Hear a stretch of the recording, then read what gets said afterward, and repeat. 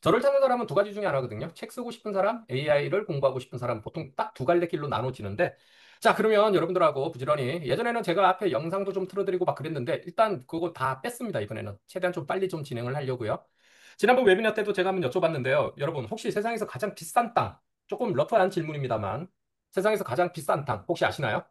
아시는 분, 답을 한번 좀 채팅창에 한번 올려주실래요? 방?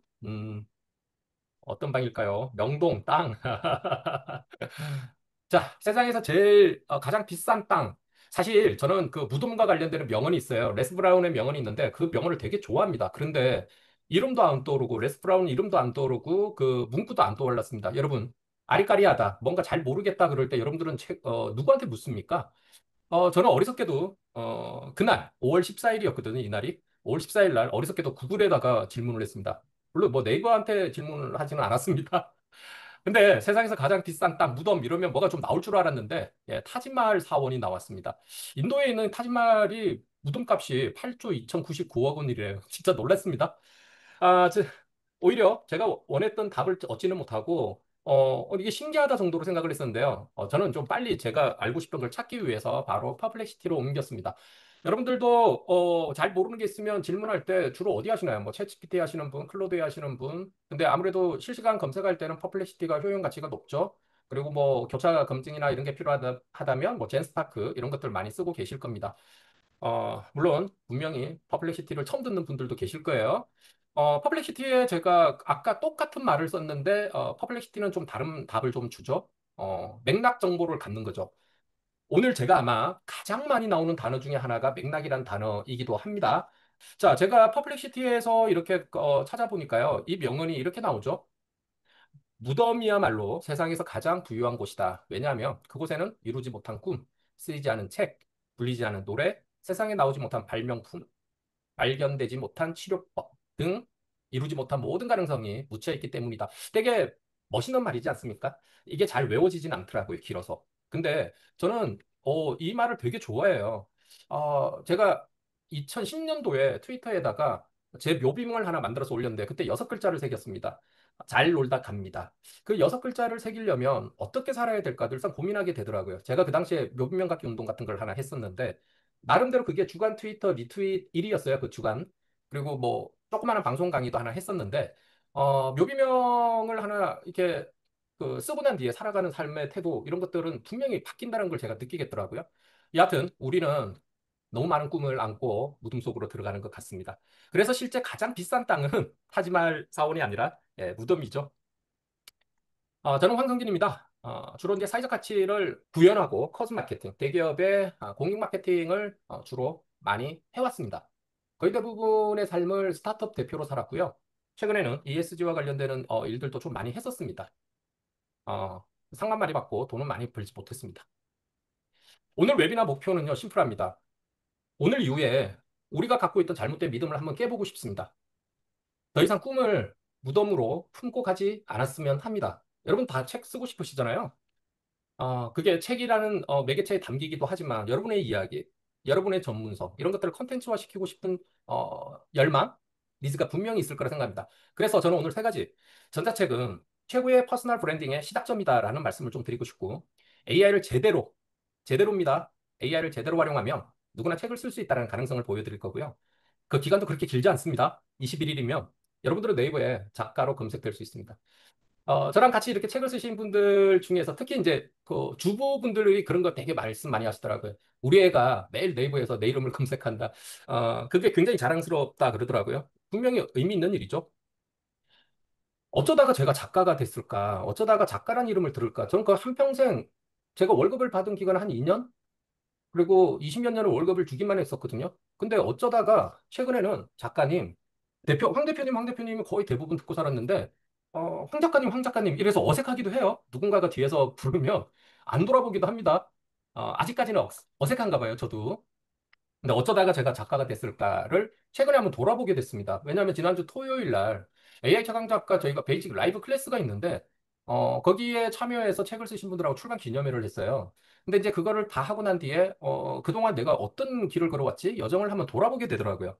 어쩌다가 제가 작가가 됐을까? 이 얘기는 제가 처음 하는 것 같은데요, 여러분들에게. 2022년 11월 30일 아마 역사적인 날이라서 다 기억들 하실 것 같아요. 어떤 날인지 혹시 기억나시는 분 계세요? 이게 굉장히 의미 있는, 우리 수업하고 지금 시간하고도 굉장히 밀접한 날이었습니다. 2022년 11월 30일 무슨 일이 일어났을까요? 그렇죠? 지연님, 어우, 샤프하십니다. 챗GPT가 세상 밖으로 나온 날이에요. 그 당시에는 GPT 3.5 엔진을 달고 나왔었죠. 3.5라는 엔진을 달고 오픈 AI가 챗GPT라는 서비스를 냈어요. 그러니까 GPT는 엔진이죠. 근데 챗GPT, 그 서비스 이름이죠. 그러니까 챗봇 형태의 AI, 생성형 AI를 세상 밖으로 내놓았습니다. 놀랬어요. 말도 안 되는 퍼포먼스였어요. 그날 이후로 제 삶이 송두리째 바뀌었다라고 해도 과언이 아닌 것 같습니다. 그때부터 저는 챗GPT 열광하다 못해 뭐 거의 업무의 모든 거에 다 썼죠. 그런데 진짜 놀란 거는 2023년 3월 14일이었죠. 그때가 GPT-4가 나왔을 때. 와, 이건 진짜 미쳤다.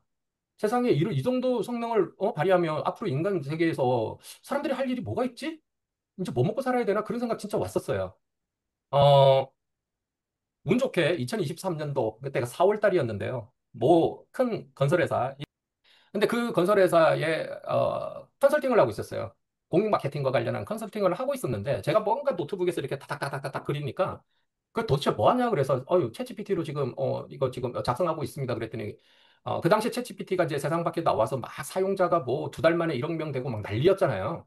역사상 가장 빠른 뭐 발전 속도였죠. 근데 이제 그걸 보고 우리도 회장님이야 뭐 하여튼 뭐 전부 다 지금 전사적으로 지금 비상이다 챗GPT 대응을 해야 된다. 우리 어떻게 써야 되는지 그걸 좀 알려달래요. 그래서 우연한 계기에 거기에서 다른 컨설팅을 하다가 그 컨설팅을 하게 된 거죠. 컨설팅이라고 해봐야 뭐 워크샵 2번 했었어요. 근데 당시에 챗GPT로 배울 데가 어디 있어요? 그냥 쓰는 거지. 그러니까 쓰면서 해외 자료 막 찾고 뭐 혹시 또 국내에 아는 사람들이 있으면 유튜브도 뒤지고 했는데 국내 자료는 거의 없었고요. 해외 자료 막 뒤지어 가면서 이제 했는데 컨설팅 2주 후에 해야 되는데 정말 제가 무식하다는 걸 많이 알았어요. 내가 아는 게 별로 없구나. 엄청 긴장하고 준비를 했습니다. 근데 아마 태어나서 그 2주 동안에 공부 제일 많이 한 것 같아요. 그러고 난 뒤에 이제 그 전달을 했는데 너무너무 흡족해 하시는 겁니다. 사실 별거 없었는데 지금 생각해보면 되게 부끄러운 얘기입니다. 근데 이제 거기서 또 소개되고 해가지고 2023년에 공공기관 뭐 교육청 뭐 이런 데까지 공기업 2군데까지 해서 6군데의 컨설팅을 진행을 했습니다. 정말 많이 배웠어요. 이게 티칭 이즈 러닝이잖아요. 가르치다 보면 또 많이 배우게 되잖아요. 챗GPT가 어느 순간부터 저한테 전부 다 그걸 묻기 시작하는 겁니다. 근데 작년 딱 이맘때예요. 지식창업계에 특히 온라인에서 이런 수업이나 이런 것들 보면, 왜 이렇게 진짜 전문가는 없고 맨날 부업하는데 50만 원 덜 벌기 위해서 350만 원짜리 강의를 팔고 또 거기 들어가는 사람은 뭐고, 하여튼 뭐 별가지 어떤 의문을 좀 가지면서 이쪽 생태계에서 뭔가 좀 기여를 할 수 있는 걸 좀 찾자라고 생각을 하고, 저는 한평생 스타트업을 했잖아요. 그래서 작은 기업들, 특히 이제 개인이 미디어인 이 시대에 슈퍼개인을 위한 뭔가를 좀 기여를 하고 싶다. 그래서 이분들을 위해서 챗GPT든 생성형 AI든 좀 이런 걸 알려드리고 또 필요하다면 개발도 같이 하고 이랬으면 좋겠다는 생각을 했었습니다. 근데 이상하게도 제가 이거 웨비나 때 자주 쓰는 표현이잖아요. 어, 헬스장 얘기를 제가 많이 드리는데요. 헬스장 가면 운동 안 해도 되는 사람은 정말 열심히 합니다. 아마 아실 겁니다. 공감되실 거예요. 근데 헬스를 꼭 해야 되는 저 같은 몸들은 안 합니다. 주로 언제 많이 하냐면요. 1월 1일, 2일, 3일 많이. 그것도 연간 할인. 예. 그래서 그분들이 연간 회원권을 끊는 바람에 그런 얘기 우스갯소리로 많이 하잖아요. 그분들의 약 한 90% 이상 되는 그분들로 인해서 실제 매일매일 그 헬스장에 들어오시는 그분들이 쾌적한 환경에서 운동을 한다 뭐 이런 얘기도 많이 하죠. 그러니까 돈은 그분들이 다 벌게 해준 거죠. 예, 끊어놓고 안 가죠. 저도 그런 거 너무 많아가지고요. 이게 신기하죠. 해야 될 사람들은 안 해요. 해야 되는지도 잘 몰라요. 내가 뭘 모르는지도 몰라요. 근데 이게 정보의 격차가 너무 큰 거예요. 왜 대기업은 저렇게 목숨 걸고, 사실 나중에도 뭐 그런 기회가 있으면 제가 뭐 한번 얘기를 또 하나 더 해드릴 게 있는데, 제가 작년 7월부터 AI 최강비서라는 프로그램을 하나 운영을 하면서 막 이렇게 웨비나도 하고, 여러분들 뭐 클래스도 만들어서 진행하고 막 했었습니다. 어, AI 최강기술라는 말을 제가 되게 좋아하고 브랜드로 이렇게 만들어 갔는데요. 이걸 딱 하면서 제가 느낀 게 있어요. 뭔가 많이 아쉬워요. 다 끝나고 난 뒤에 한 60몇 명을 이렇게 배출하고 난 뒤에 그분들 지금까지도 소통이 되고, 뭐 연말에 같이 모여서 같이 소주도 한잔하고 이야기도 나누고, 올해는 내가 어떻게 성장했다 이런 덕담도 서로 나누고 그러는데, 뭔가 손에 꽉 쥐어준 느낌이 안 드는 거예요. 뭔가 허전한 겁니다. 아, 이게 뭐지? 뭐지? 우리가 AI를, 그 당시에는 제가 컨텐츠 마케팅이라 그래서, 마케팅 할 때 우리가 컨텐츠로 지금 마케팅하는 시대잖아요. 근데 컨텐츠가 너무너무 중요한 시대인데, 컨텐츠 마케팅을 하기 위해서 가장 기본이 되는 게 글쓰기였고, 글을 잘 쓰면 이미지를 잘 만들고, 이미지 잘 만들면 영상을 잘 만들고, 영상을 잘 만들면 또 자동화 연결되고, 이러면서 마케팅 자동화나 이런 쪽으로 연결이 자연스럽게 가는데, 어, 누군가가 뭔가 배우러 들어왔는데 그 손에서 꽉 쥐어지는 뭔가를 못 준다는 게 되게 아쉬웠어요. 이 효능감을 AI가 정말 내 삶에 필요하다, 전환점이 될 수 있다라는 거, 그거 바꿀 뭔가가 좀 필요했는데, 그게 뭘까도 고민 많이 했었습니다. 그렇게 한참 찾다가, 제가 2010년도에 종이책을 하나 쓴 적이 있습니다. 그때 제가 해마다가 아니라 짝수년마다, 2010년에 냈거든요. 그 2012년, 2014년 짝수년마다 책을 한 권씩 써야겠다라고, 각오를 다집니다. 그래 놓고 한 권도 못 썼습니다. 항상 우선순위에서 밀렸어요. 한번 쓰려고 하면, 근데 책 하나 쓰는 거 아마 여기 써보신 분 다 아시잖아요. 정말 힘들잖아요. 몇 달 고생하고 거의 뭐 1년 넘게 이렇게 막 고생하고 편집자하고 엄청 싸우고 출판사하고 싸우고, 쉽지 않았어요. 근데 작년에 제가, 드디어 이제 더 이상 미루지 말고 14년이나 미뤘으니까 책을 하나 써야겠다라고 생각을 했었어요. 연초부터 이제 부진을 떨었습니다. 그러다가 저희 사부님은 저보다 5년 후배입니다. 어, 어느 날 갑자기 저한테 그런 말씀을 하셨어요. 황 대표님, 책 쓰신다더니 언제 써요? 언제 써요? 이게 볼 때마다 갈구는 겁니다. 전문 용어로. 근데 황 대표님은 AI를 전문으로 하고 AI 전문가라는 사람이 어떻게 책 쓰는데 AI를 안 쓰냐는 거예요. 그러니까 저는 뭐라 그랬냐면, 그때 진짜 어리석게도, 야, 그 책을 쓰는데 AI로 쓰는 거 너무 진정성이 없지 않아? 그랬더니 막 웃는 거예요. 한참을 웃더니 AI를 잘 몰라서 그렇다는 거예요. 너무 자존심 상했어요. 제가 그래도 AI 일타였는데 AI를 잘 몰라서 그렇다? 근데 이게 몇 번을 만나는데 몇 번 똑같은 얘기를 들으니까 이게 이제 화가 나기 시작하는 겁니다. 이거 뭔가 문제가 있다. 그래서 AI로 책을 한번 써보는 작업들을 막 이것저것 해봤습니다. 근데 좀처럼 이렇게 안 뚫려요. 만족이 안 되는 거예요. 그러다가 오늘 제가 맥락이라는 말을 많이 할 건데 맥락이라는 단어를 하나 꺼내시면서 제가 그러면 한번 보여주세요. 그때는 반말을 했죠. 한번 보여줘봐. 너 도대체 뭔데? 그러니까 저처럼 이렇게 프롬프트를 다 까고 이런 사람이 없어요. 저 웬만한 거 다 까서 다 줘버리잖아요. 웨비나 오면 막 이것저것 막 챙겨드리잖아요. 근데 이분은 안 보여줘요. 대부분 잘 안 보여줍니다. 제가 그런 프롬프트 하나 배우려면 몇백만 원씩 들고 막 그런 경우 많잖아요. 근데 안 보여주는데 저보고 노트북 앞에 앉아서 뭔 얘기를 한번 해보래요. 그래서 제가 쓰고 난 뒤에 이거 다음에 이렇게 써야 되는 거 아니에요? 이거 쓰고 잘 아시네요. 그거 알면서 왜 안 써요? 그런데 나는 이렇게 하니까 이렇게 되던데요.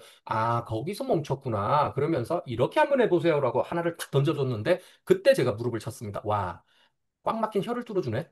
이걸 내가 이해를 못했네. 그게 맥락이었어요. 컨텍스트 평소에도 제가 굉장히 중요하게 생각하는 건데, 내가 이거를 놓치고 있었다니. 그때 제가 스타벅스에서 어, 커피를 둘이서 마시고 있었는데 그 자리에서 제가 100만 원을 카톡으로 보내드렸습니다. 100만 원을 딱 보내니까 이거 뭐예요? 그러길래 제가 리스펙트하는 의미로 선물합니다. 제가 여유가 없어서 그거밖에 못 보냅니다. 오늘 이 순간부터 제가 사부님으로 모시겠습니다. 그랬더니 이러지 말라고. 그 하루 이틀 하고 말 줄 알았나 봐요. 제가 지금 한 1년 2개월 됐어요. 이 일이 있었던 게. 1년 2개월째 지금까지 말을 한 번도 안 났어요. 예, 깍듯하게 스승의 날, 뭐, 한우도 보내고 하면서 지금까지 잘 챙깁니다. 제가 싸보다 스승이라고 일컫는 분들이 몇 분 계시는데 그분들은 제 인생의 터닝포인트 만들어 주신 분들이에요. 그게 말이 한마디든 어떤 액션 결과물이든 제 사고 전환을 일으켜 주신 분이거든요. 너무너무 감사하죠. 오늘 여기 지금 306분이 계시는데 306분 중에서도 그런 터닝포인트를 맞이하는 분이 두세 명이라도 나오면 너무너무 영광이겠습니다. 그때 저한테 제가 황 대표 그렇게 해가지고 책 못 써요. 일단 내야 돼요. 책을 내야만이 정체성이 바뀌는 거예요. 14년 전 얘기 언제까지 우려먹을 거예요. 일단 쓰세요. 쓰고 나면 보이는 게 있을 겁니다. 라고 해서 작년 6월 28일 딱 1년하고 이틀이 지났죠. 무기가 되는 프롬프트 엔지니어링이라는 책을 전자책으로 출간을 했습니다. 책도 두껍지도 않아요. 이미 제가 출판사랑 작년에 두 개의 책을 쓰기로 했었거든요. 그래서 그 내용을 쓰고는 있었어요. 원고를 계속 모으고 있었는데 그 중에 일부라도 완결을 지어서 일단 세상 밖에 내보자라고 해서 내봤는데 왜 책을 내봐야 되는지를 이해를 하겠더라고요. 하나의 프로세스를 이렇게 경험한다는 게 엄청나더라고요. 제가 안 보이던 게 보이기 시작했습니다. 출판의 과정은 굉장히 지난한 과정인데 책을 한 번도 안 쓰신 분들은 진짜 모를 거고요. 써보신 분들은 오히려 더 공감하실 겁니다. 정말 힘든 과정이잖아요. 근데 이거를 완결을 한번 지어보니까 이런 데서 이런 문제들이 발생하는구나. 그러면 이 문제들을 이렇게 해결하면 되겠네?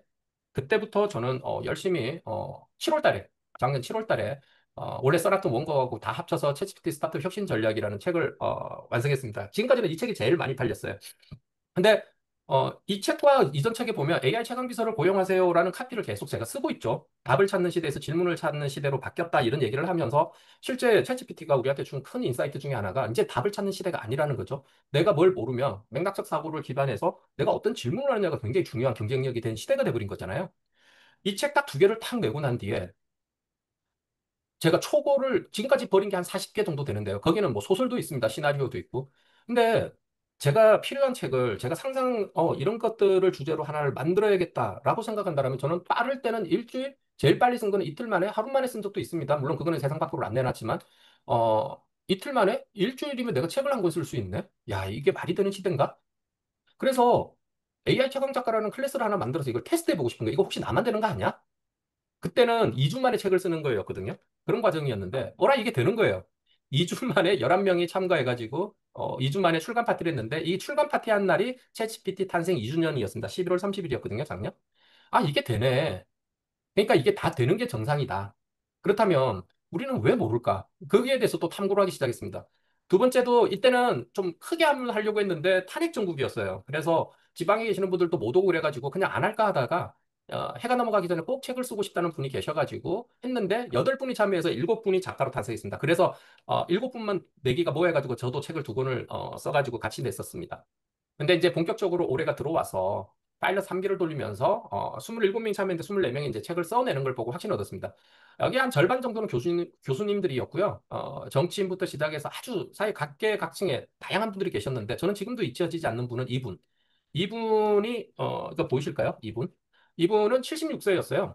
작년에 컴퓨터를 처음 배우신 분이에요. 너무너무 힘든 여정이었습니다. 저도 힘들었고 이분도 많이 힘들었을 거예요. 근데 지금 이분 책 쓰는 게 취미입니다. 올해까지 3권을 썼어요. 그러다 보니까 여기저기서 조명하는 데가 생기고 이거 가능하다.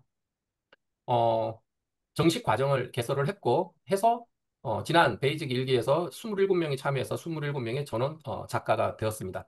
그리고 지난주 토요일 2기 과정에서 28명 중에서 26명이 작가가 되셨고요. 한 분은 변호사님인데 해외 출장을 갔어요, 막바지에. 지금 아마 귀국하셨을 때 아마 이번 주까지는 책이 나올 것 같은데 딱 한 분이 포기하셨습니다. 너무 아쉬웠어요. 제가 포기하지만 않는다면 어떻게 해서든 답을 내는데 조금 아쉬웠습니다. 근데 어쨌든 지난 한 6, 7개월에서 8개월 사이에 101명이 함께 했는데 95명이 출간에 성공을 했습니다. 이게 되더라. 그리고 그 과정에서 계속해서 시스템을 업그레이드 시켰습니다. 이게 개인기로 인해서 되는 게 아니라 시스템에 의해서 돼야 된다. 특히 AI를 활용하는데 AI에 대한 이해도와 시스템을 이해한다라면 이거는 될 수밖에 없는 구조라는 걸 발견했고 그래서 프레임워크를 만들고요. 스토리즈라는 프레임워크를 만들었습니다. 지금은 이 전자책은 99만 원에 판매를 하고 있는 책입니다. 이 책의 일부를 오늘 여러분들께 끝까지 남으신 분들에게 템플릿을 좀 정리해 놓은 거를 책 쓰는데 여러분 도움이 될 만한 템플릿 프롬프트를 담은 한 20개 정도 들어있습니다. 그거를 나눠 드릴 겁니다. 스토리지 프레임워크는 뭐 글자 그대로 스토리즈예요. 서브젝트 디스커버리, 주제 발굴부터 시작해서 복차를 만들고요. AI 최강 작가 가장 자랑하는 것은 초고객서라는 새로운 신개념을 도입했습니다. 일단 초고객서란 말은 대한민국에서 저밖에 안 쓰는 것 같아요. 이게 구조화를 지키는 결정판입니다. 이 녀석이 구조화가 되면 내가 발굴한 주제 목차, 원래 책 쓸 때 주제 목차 정하면 50% 썼다 그러잖아요. 실제 그렇거든요. 주제 목차를 잘 발굴하고 AI로 우리가 생성을 해내고 활고를 하기 위해서는 구조화가 필요합니다. 사실 AI는 구조화만 이해가 되면 끝나는 거거든요. 그래서 그걸 구조화시키는 게 초고 기획서라는 녀석인데요. 그걸 통해 가지고 우리 구조화시키고 초고를 빠르게 작성해냅니다. 그리고 노트북 LM부터 시작해서 퍼플렉시티, 젠스파크 같은 AI 도구를 활용해서 우리가 만들어 놓은 초고에다가 살을 입혀 나가기 시작합니다. 그리고 이제 퇴고하고 그다음 교정 교육을 지나서 팩트 체크까지 다 끝내고 나만의 문체를 입히면 하나의 책이 됩니다. 이 과정을 스토리지 프레임워크를 만들어서 지금 하고 있고 계속해서 이 프레임워크는 고도화를 시켜가고 있습니다. 여러분들과 함께. 저도 지난 10개월 동안 9권의 책을 썼는데요. 이렇게 시리즈 책도 좀 만들어내고 망하면 비로소 보이는 것들이라는 책은 원래 제가 다른 책 출판사랑 이제 얘기했던 게 이 책과 이 책이었어요. 근데 굳이 종이책 내는데 몇 개월 걸리고 이럴 필요도 없다. 특히 AI와 관련되는 책은 돌아서면 업데이트 되잖아요. 종이 인쇄될 때쯤 되면 UI, UX가 다 바뀌어요. 화면 캡처하는 게 다 바뀌어요. 그래서 그냥 전자책으로 소통하는 게 더 좋겠다라고 저는 생각을 했었고, 그래서 계속 이렇게 만들어내고 있고요. 어, 두 권의 책, 특히 여러분들 이번에 선물로 드렸잖아요. 그 에이미에게 말을 걸다라는 책을 드렸는데, 명령이 아니라 진짜 대화가 얼마나 중요한지는 오늘 제가 여러분들께 시연 세 개가 있는데 그 중에 하나가 주제 찾기입니다. 주제 찾기 하기 전에 제가 대화의 중요성을 안내하면서 좀 필살기 하나를 안내 드리겠습니다. 그것만 알아도 AI 잘 다룬다는 말씀 들을 거예요. 자, 그래서 에이미에게 말을 걸다는 꼭 한번 읽어봤으면 좋겠어요. 제가 이 에이미 안녕? 그럼 안녕 대표님 오늘 어떤 대화를 나눠볼까? 이거 제가 챗GPT 캡처한 건데요. 항상 우리의 대화는 이렇게 시작합니다. 대화죠. 야, 이거 뭐 해? 여러분 거의 대부분 챗GPT 지금도 구글이나 네이버처럼 검색어만 띡 하고 넣는 분들 아직도 많잖아요. 전혀 다른 도구거든요. 그래서 그게 대화를 통해서 맥락적 사고를 하면 얼마나 위대하게 여러분들이 활용할 수 있는지를 제가 조금 이따가 시연으로 보여드릴게요. 제가 7월 달에는 두 권을 더 출간을 할 건데요. 제가 이제 그 과정할 때 같이 이렇게 책을 씁니다. 이거는 이제 7월 달에 쓸 책인데요. 컨텐츠 캐피탈리즘이라는 컨텐츠 자본주의예요. 제가 요즘에 여기에 꽂혀 있거든요. 그래서 지금 자료를 막 집대성하고 있습니다. 여러분 이런 자료 모을 때 그 챗GPT의 딥 리서치 아주 유용합니다. 제스파크도 도움이 많이 될 거고요. 어, 컨텐츠 자본주의, 제 미래 AI 시대에 피지컬 AI, 그러니까 로봇이죠. 로봇까지 다 나온다면 진짜 인간이 설 땅이 있나? 그냥 결국에 인간의 고유의 영역은 뭘까? 그래도 만들어내는 이야기 컨텐츠가 아닐까? 저는 그렇게 생각하고 실제 전문가들이 다 그렇게 지금 전망하고 있죠. 그래서 감사하게도 이거를 본격적으로 다룬 책이 없어서 아마존까지 뒤져보니까 이거는 처음부터 글로벌로 나가야겠다 해서 왜냐하면 제가 영어를 잘하는 게 아니라 우리에게는 챗GPT, 디벨 같은 AI 도구가 있잖아요. 그래서 제가 제 생각만 잘 정리해 놓으면 이번에는 영어 책으로 한번 가야겠다. 그런 도전을 하려고 합니다. 7월 달에. 그리고 이제 조금 더 큰 꿈을 한번 꿔보고 싶은데요. 여러분들하고 함께 꾸면 되지 않을까. 이 꿈 얘기하고 나면 이제 시연을 좀 보여드릴 거예요. 실제 그게 어떻게 돌아가는지. 저는 여러분들 여기 작가로 오신 분들하고 꿈을 꾸고 계시는 분들하고 이제 좀 큰 꿈을 한번 꿔보고 싶은데요. 뭐 이건 조금 개인사입니다. 저희 어머니가 임용 되게 좋아합니다. 임용 안 좋아하는 어머니 안 계시죠? 혹시 계시나요? 어, 저희 어머니는 이제 내일 모레 여든인데 유명 항상 어디 가면 이런 카페 이런 데 가면 뭐 계속 이렇게 열심히 막 살펴보세요. 제가 이 얘기를 좀 드리려고 오늘 인스타 오랜만에 들어가서 제가 막 뒤져봤거든요. 저희 어머니가요. 제가 뭐 되는 줄 알아요. 제가 뭐 돼? 제가 뭐 되는 줄 알아요. 그 사연이 있습니다. 한때 잘 나간 시절도 있었습니다. 그때는 저도 저 뭐 되는 줄 알았어요. 근데 뭐 안 된다는 걸 뒤늦게 많이 깨달았는데요. 저희 어머니는 아직도 제가 뭐 되는 줄 아나 봐요. 그 사연은 이런 거였습니다. 여러분 저 대학로에서 지금 연배가 좀 있으신 분들은 아마 이분 좀 아실 거예요. 김철민이라는 MBC 개그맨이었고요. 우리나라 호통 개그의 원래 창시자였습니다. 그 이후에 박명수, 이경규 막 이렇게 갔잖아요. 폐암 투병을 하는데 실제 담배를 안 펴요, 형이. 그런데 결국은 폐암으로 돌아가셨습니다. 이분 형이 유명한 너훈아 씨였어요. 근데 개인적으로는 되게 친했습니다. 그래서 대학로 가면 같이 이렇게 맥주도 한잔하고 옷도 다 비슷하게 입었잖아요. 근데 형이 어느 날 갑자기 폐암에 걸려가지고 투병 생활을 오래 하는데 방송에서 좀 유명했던 게 구충제를 드시면서 몸이 좀 좋아졌다, 뭐 수치가 떨어졌다 이러면서 이슈가 좀 됐었어요. 그러다가 21년, 그때가 12월 16일인가 그때 돌아가셨어요. 근데 딱 돌아가시기 전, 그때가 이제 팬데믹이었거든요. 그래서 원자력 그 병원에 병문안을 못 가요. 못 가는데, 못 가고 있다가 통화를 한번 했는데, 지금 요양 왔어. 근데 요즘에 몸이 조금 안 좋긴 해. 그러면서 그날 돌아가시기 전 며칠 전에 통화를 했는데, 끊임없이 저를 웃기려고 하는 거예요. 천상 이분은 개그맨이고 광대다.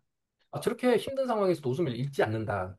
늘상 멋있는 형이었어요. 그리고 그 대학로에서 이렇게 통기타로 이렇게 이 윤효상님하고 이 형님하고는 지금도 저하고는 계속 연락을 하는데 20 그때 9년 거의 한 30년 지금으로 치면 기간 동안에 토요일 일요일마다 대학로에서 거리 공연을 하고 버스킹 먼저죠. 그리고 기타통에 1,000원짜리 이런 것들 모이면 그거 가지고 아이들 심장병 어린이 또 돕고 그래서 참 가치 있는 삶을 살다 가셨습니다.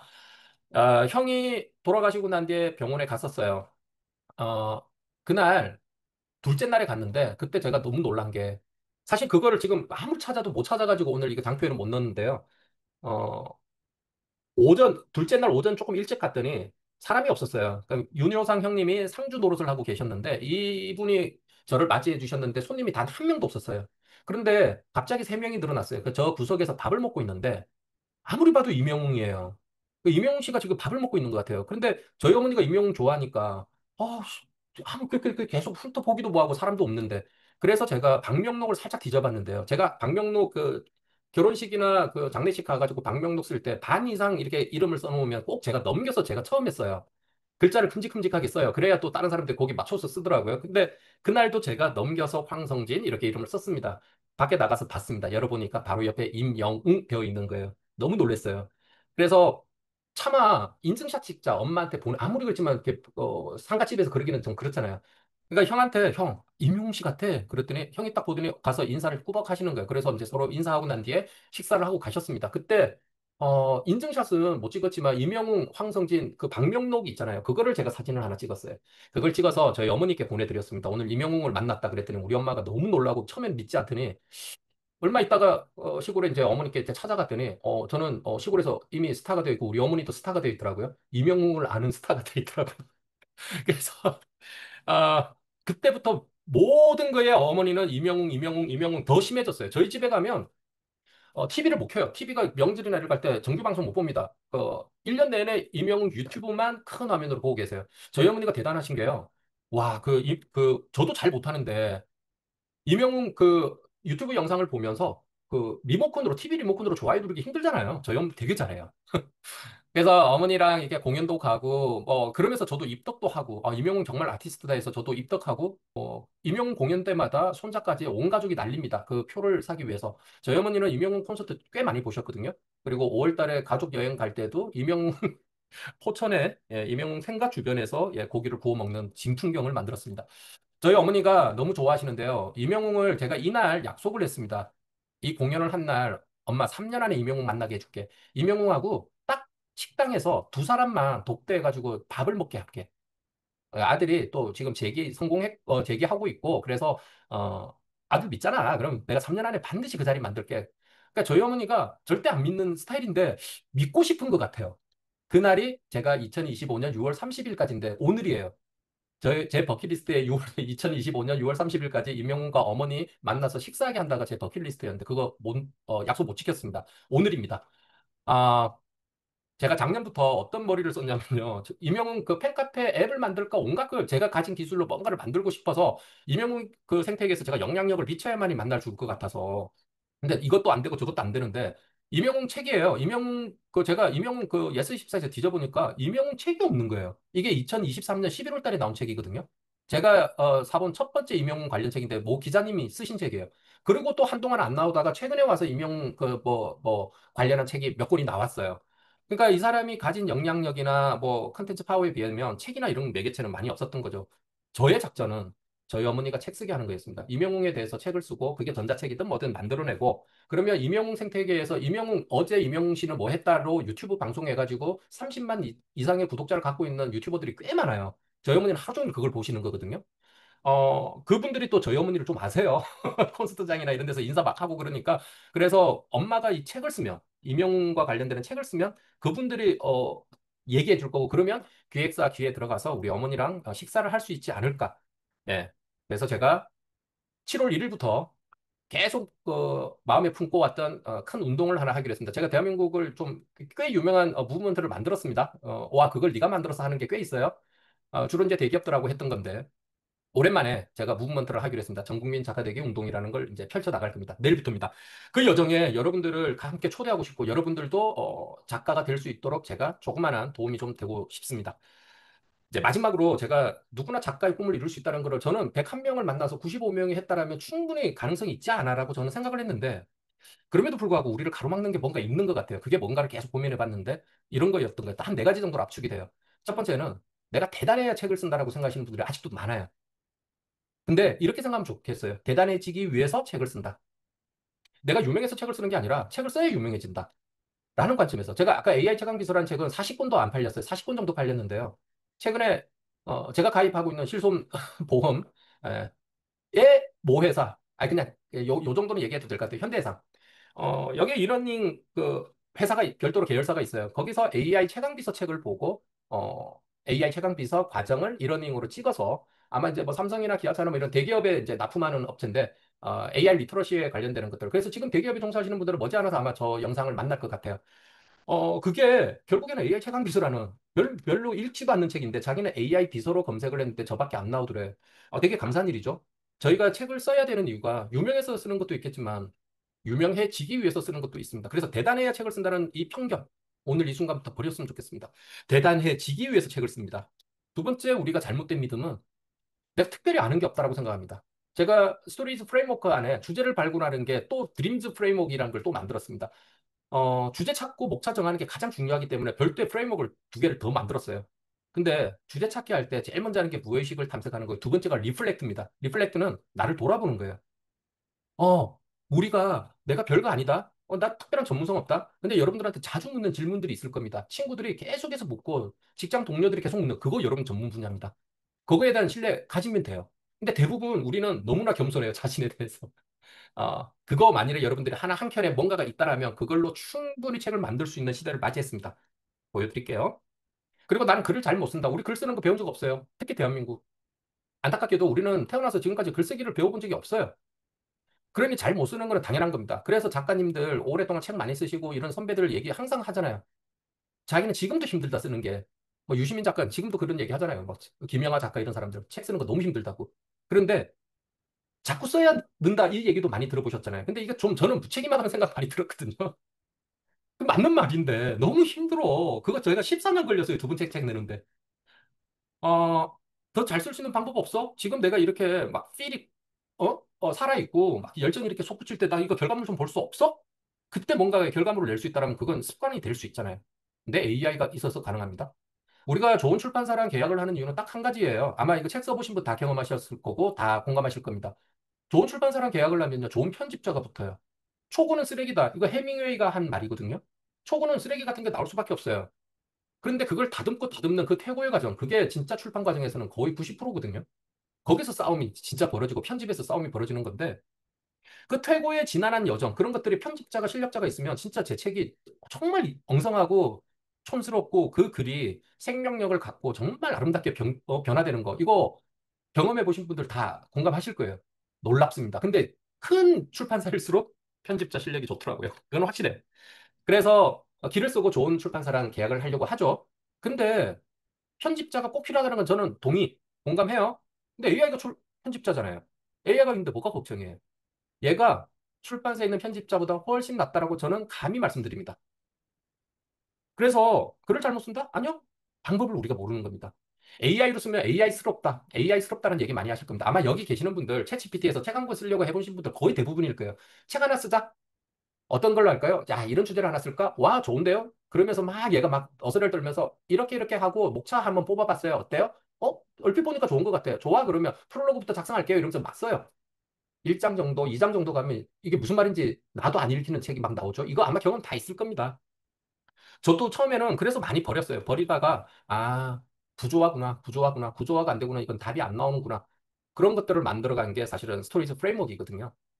결국 우리는 이 네 가지 잘못된 편견을 갖고 있었는데요. 내가 대단해야 책을 쓰는 게 아니라 대단해지기 위해서 책을 쓰는 겁니다. 특별히 아는 게 없다. 여러분 아는 거 되게 많아요. 그리고 책 쓰다 보면 많이 배웁니다. AI에다가 명령만 뚝 해놓고 안 읽는 사람들 되게 많습니다. 제가 우리 과정을 이렇게 클래스를 해봐도 그런데요. 안 읽는 사람 되게 많습니다. 그걸 읽으면 되게 좋습니다. 왜? 대화라 그랬잖아요. 대화는 내가 한 말이 있으면 상대가 말하는 걸 들어줘야 되잖아요. 경청이잖아요. 근데 얘가 답을 줬는데 얘기를 안 해요. 그게 몸에 배어 있는 것 같아요. 대화라는 차원에서 보면 서로가 주고받아야 되거든요. 그러면 얘가 처음부터 잘못된 길을 가면 처음부터 바로 잡아줘야 되는데 답 다 내놓고 그게 결과물이 마음에 드네 안 드네 그러는 거죠. 그리고 책을 쓰면서 배우는 게 되게 많아요. 예를 들어서 딥 리서치 해놓으면 저는 지금 컨텐츠 그 자본주의와 관련되는 것들을 지금 다 리서치를 하고 있는데 그게 나오면 그때마다 다 읽어요. 그게 공부예요. 걔를 LM에다가 잘 저장해놓고 새로운 글을 쓸 때는 클로드에 가져와서 그걸 다시 재조립하고 이거 너무너무 할 줄만 알면 되게 쉽거든요. 그래서 책을 쓰면서 배우고요. 잘못 쓴다? 예, AI가 편집자입니다. 최강의 편집자입니다. 그리고 AI스럽다? 쓸 줄 몰라서 그래요. 쓸 줄만 알면. 그래서 오늘 우리 문체 제가 예시도 한번 드리잖아요. 그래서 이제부터 본격적으로 이제 시연을 좀 하려고 하는데요. 새로운 시대에는 새로운 방법이 필요합니다. 낡은 방식 그대로 하면서 되네 안 되네. 이건 되게 어리석은 판단이죠. 아인슈타인이 맨날 얘기했던 게 그거잖아요. 똑같은 방식으로 사고하면서 다른 결과를 요구하는 거. 그거 어리석은 거잖아요. 오늘 새로운 방법을 얘기할 건데요. 여러분, 아까 안 읽은 분들도 계시는데 꼭 읽어보세요. 이 책 잘 나왔습니다. 에이미에게 말을 걸다라는 책은 제 챗GPT 이름이 에이미예요. 그러니까 뭐, 클로드는 클라라고요. 뭐, 퍼플렉시티는 피터고요. 막 이렇게 이름을 좀 붙여줘요. 그래서 실제 진짜 대화하는 것처럼 합니다. 제가 오늘 그거 보여드릴 거니까 보시면 알 거고요. 거기에 그 책에 이 역할이 들어가 있습니다. 예전에는 제가 딱 세 단어로 얘기했는데요. AI 시대에는 AI와 인간이 협업을 해야 된다. 파트너다. 파트너다. 이거 우리 인식 완전히 가져갔으면 좋겠고요. 그래서 역할들이 각각 있는데 인간의 역할은 CDA로 정리했습니다. 제가 예전에는 컨셉팅, 디렉팅, 그다음에 얘를 뭉뚱그려서 액팅이라고 제가 표현을 많이 했었습니다. 근데 이 책에서 이렇게 정리를 했어요.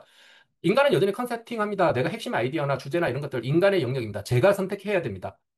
그리고 그 개념을 잡고 난 뒤에 디렉팅, 정확하게 지시를 해야 됩니다. 그게 프롬프트 엔지니어링이겠죠, 지금까지는. 앞으로 가면 갈수록 프롬프트 엔지니어링 영역도 필요가 없는 시대가 될 것 같긴 해요. AI가 너무 잘 나와요. 2년 전에 제가 그런 거 하나 쓰려면 기업에서 나중에 여러분들에게 나눠줄 그 프롬프트 가는 거, 그런 거 몇 개 만들어주고 돈을 뭐 몇 천씩 받은 거예요. 그런데 그런 것들이 지금은 할 필요도 없을 정도로 너무 잘 나옵니다. 잘 나오는데 여전히 프롬프트 엔지니어링 잘하는 사람들이 잘 씁니다. 마치 이거는 검색이 너무 쉬워진 것 같고 하지만은 여전히 여러분 주변에는 구글링을 잘하는 친구들이 있어요. 일 잘하는 애들, 자료 잘 만드는 친구들, 검색 잘합니다. 왜? 내가 아는 게 많아서 질문의 조합이 달라요. 이제는 AI에게는 키워드를 안 떠올려도 돼요. 제가 그냥 두리뭉실한 거 아니면 컴퓨터 화면에서 뭔가 문제가 있다면 그거 캡처해가지고 주고 이 상황을 설명만 해주면 돼요. 너무 쉽잖아요. 그러니까 인간의 역할은 컨셉팅, 디렉팅, 그리고 제가 하나 추가한 게 어프로빙입니다. 결국 선택은 제가 해야 됩니다. 얘가 진짜 바른 말을 했는지 제대로 했는지는 제가 검토를 해야 됩니다. 그래야 제가 책임을 질 수 있죠. AI 역할은 익스펜딩. 어, 제가 챗GPT, 뭐 클로드 이런 애들이랑 대화할 때 제일 좋은 거는요. 제 사고가 확장이 돼요. 브레인스토밍 할 때 제일 많이 씁니다. 왜? 저는 이 키워드밖에 생각이 안 나요. 근데 이 키워드만 넣었는데 이 키워드와 연관되는 것들까지 사고를 확장시켜 줍니다. 저는 이게 AI가 주는 가장 큰 선물이라고 생각을 해요. 그래서 익스펜딩을 넣었고요. 리파이닝, 돌아보게 만듭니다. 계속해서. 그리고 그거를 구조화시키고 패턴화시키는 걸. 그래서 제가 프레임워크를 만들 수 있었고요. 과거 같았으면 저 꿈도 못 꿨을 거예요. AI랑 같이 작업을 하는 거거든요. 그리고 이제 늘상 하던 역할, 어시스팅. 그래서 인간의 역할은 컨셉팅, 디렉팅, 어프로빙인데요. 이거 꼭 좀 기억했으면 좋겠고요. AI 역할은 그냥 익스펜딩, 리파이닝, 어시스팅을 뭉뚱그려서 저는 액팅이라고 표현을 하고 싶어요. 그래서 액팅이라고. 결과물은 AI가 준다라고 우리 생각했으면 좋겠습니다. 그거를 떤 결과물을 내라라고 기획하고 상상하고 정확하게 지침을 주는 건 인간의 역할. 그리고 그 결과물을 검토하는 건 인간의 역할. 그런데 액팅하는 게 훨씬 더 길잖아요. 책 한 권을 썼다. 제가 200페이지 책을 한 권 쓴다라면 액팅하는데 얘 반나절도 안 걸려요. 얘가 각 잡고 돌리면. 그런데 그 앞뒤로 제가 고민하고 하는 시간이 오히려 훨씬 많이 걸리죠. 여전히 인간의 역할은 남아 있습니다. 어, 클래스 할 때 제가 꼭 하는 얘기입니다. 아마 여기 이 얘기 많이 들으셨잖아요. 딱 세 가지만 당부한다. 그래서 제가 오늘은 이렇게 한번 외워보고 싶더라고요. 대지론. 그냥 명령하지 말고 대화해라. 명령이란 거는 내가 아는 것만큼만 사고하는데 딱 아는 것만 가지고 얘기를 합니다. 아는 것만 가지고 지시합니다. 여러분 지금 팀장, 사장님 떠올려 보세요. 조직 내에서 그냥 지 아는 것만 가지고 계속 얘기하면 그 대화도 안 되고 방향도 엄한 대로 가고 막 이런 거 많이 경험하셨잖아요. 대화하면 좋습니다. 그리고 모르면 질문하는데 누구한테? 여러분 비서, 챗GPT, 클로드, 퍼플렉시티, 제스파크 얘들한테 물어보세요. 얘들이 답을 줍니다. 지금은 검색까지 다 되니까 실시간으로 웬만한 거 답 다 줍니다. 그리고 모르겠으면 영상으로 좀 이해하고 싶으면 유튜브에 없는 거 없잖아요. 그러니까 요것만 잘해도 여러분 대화의 질이 높아질 거고요. 반드시 해야 될 거는 원하는 것을 정확히 말하는 게 습관이 됐으면 좋겠습니다. 지인이라고 생각하면 좋을 것 같아요. 주인님, 소원을 말하세요. 세 가지. 근데 내가 소원이 없으면 못 구하잖아요. 그 차원에서 여러분 원하는 걸 정확히 말씀할 수 있으면 좋겠습니다. 대부분 자기가 뭘 모르는지 몰라요. 그래서 미래 교육은 결국에는 메타인지 학습법으로 갈 거잖아요.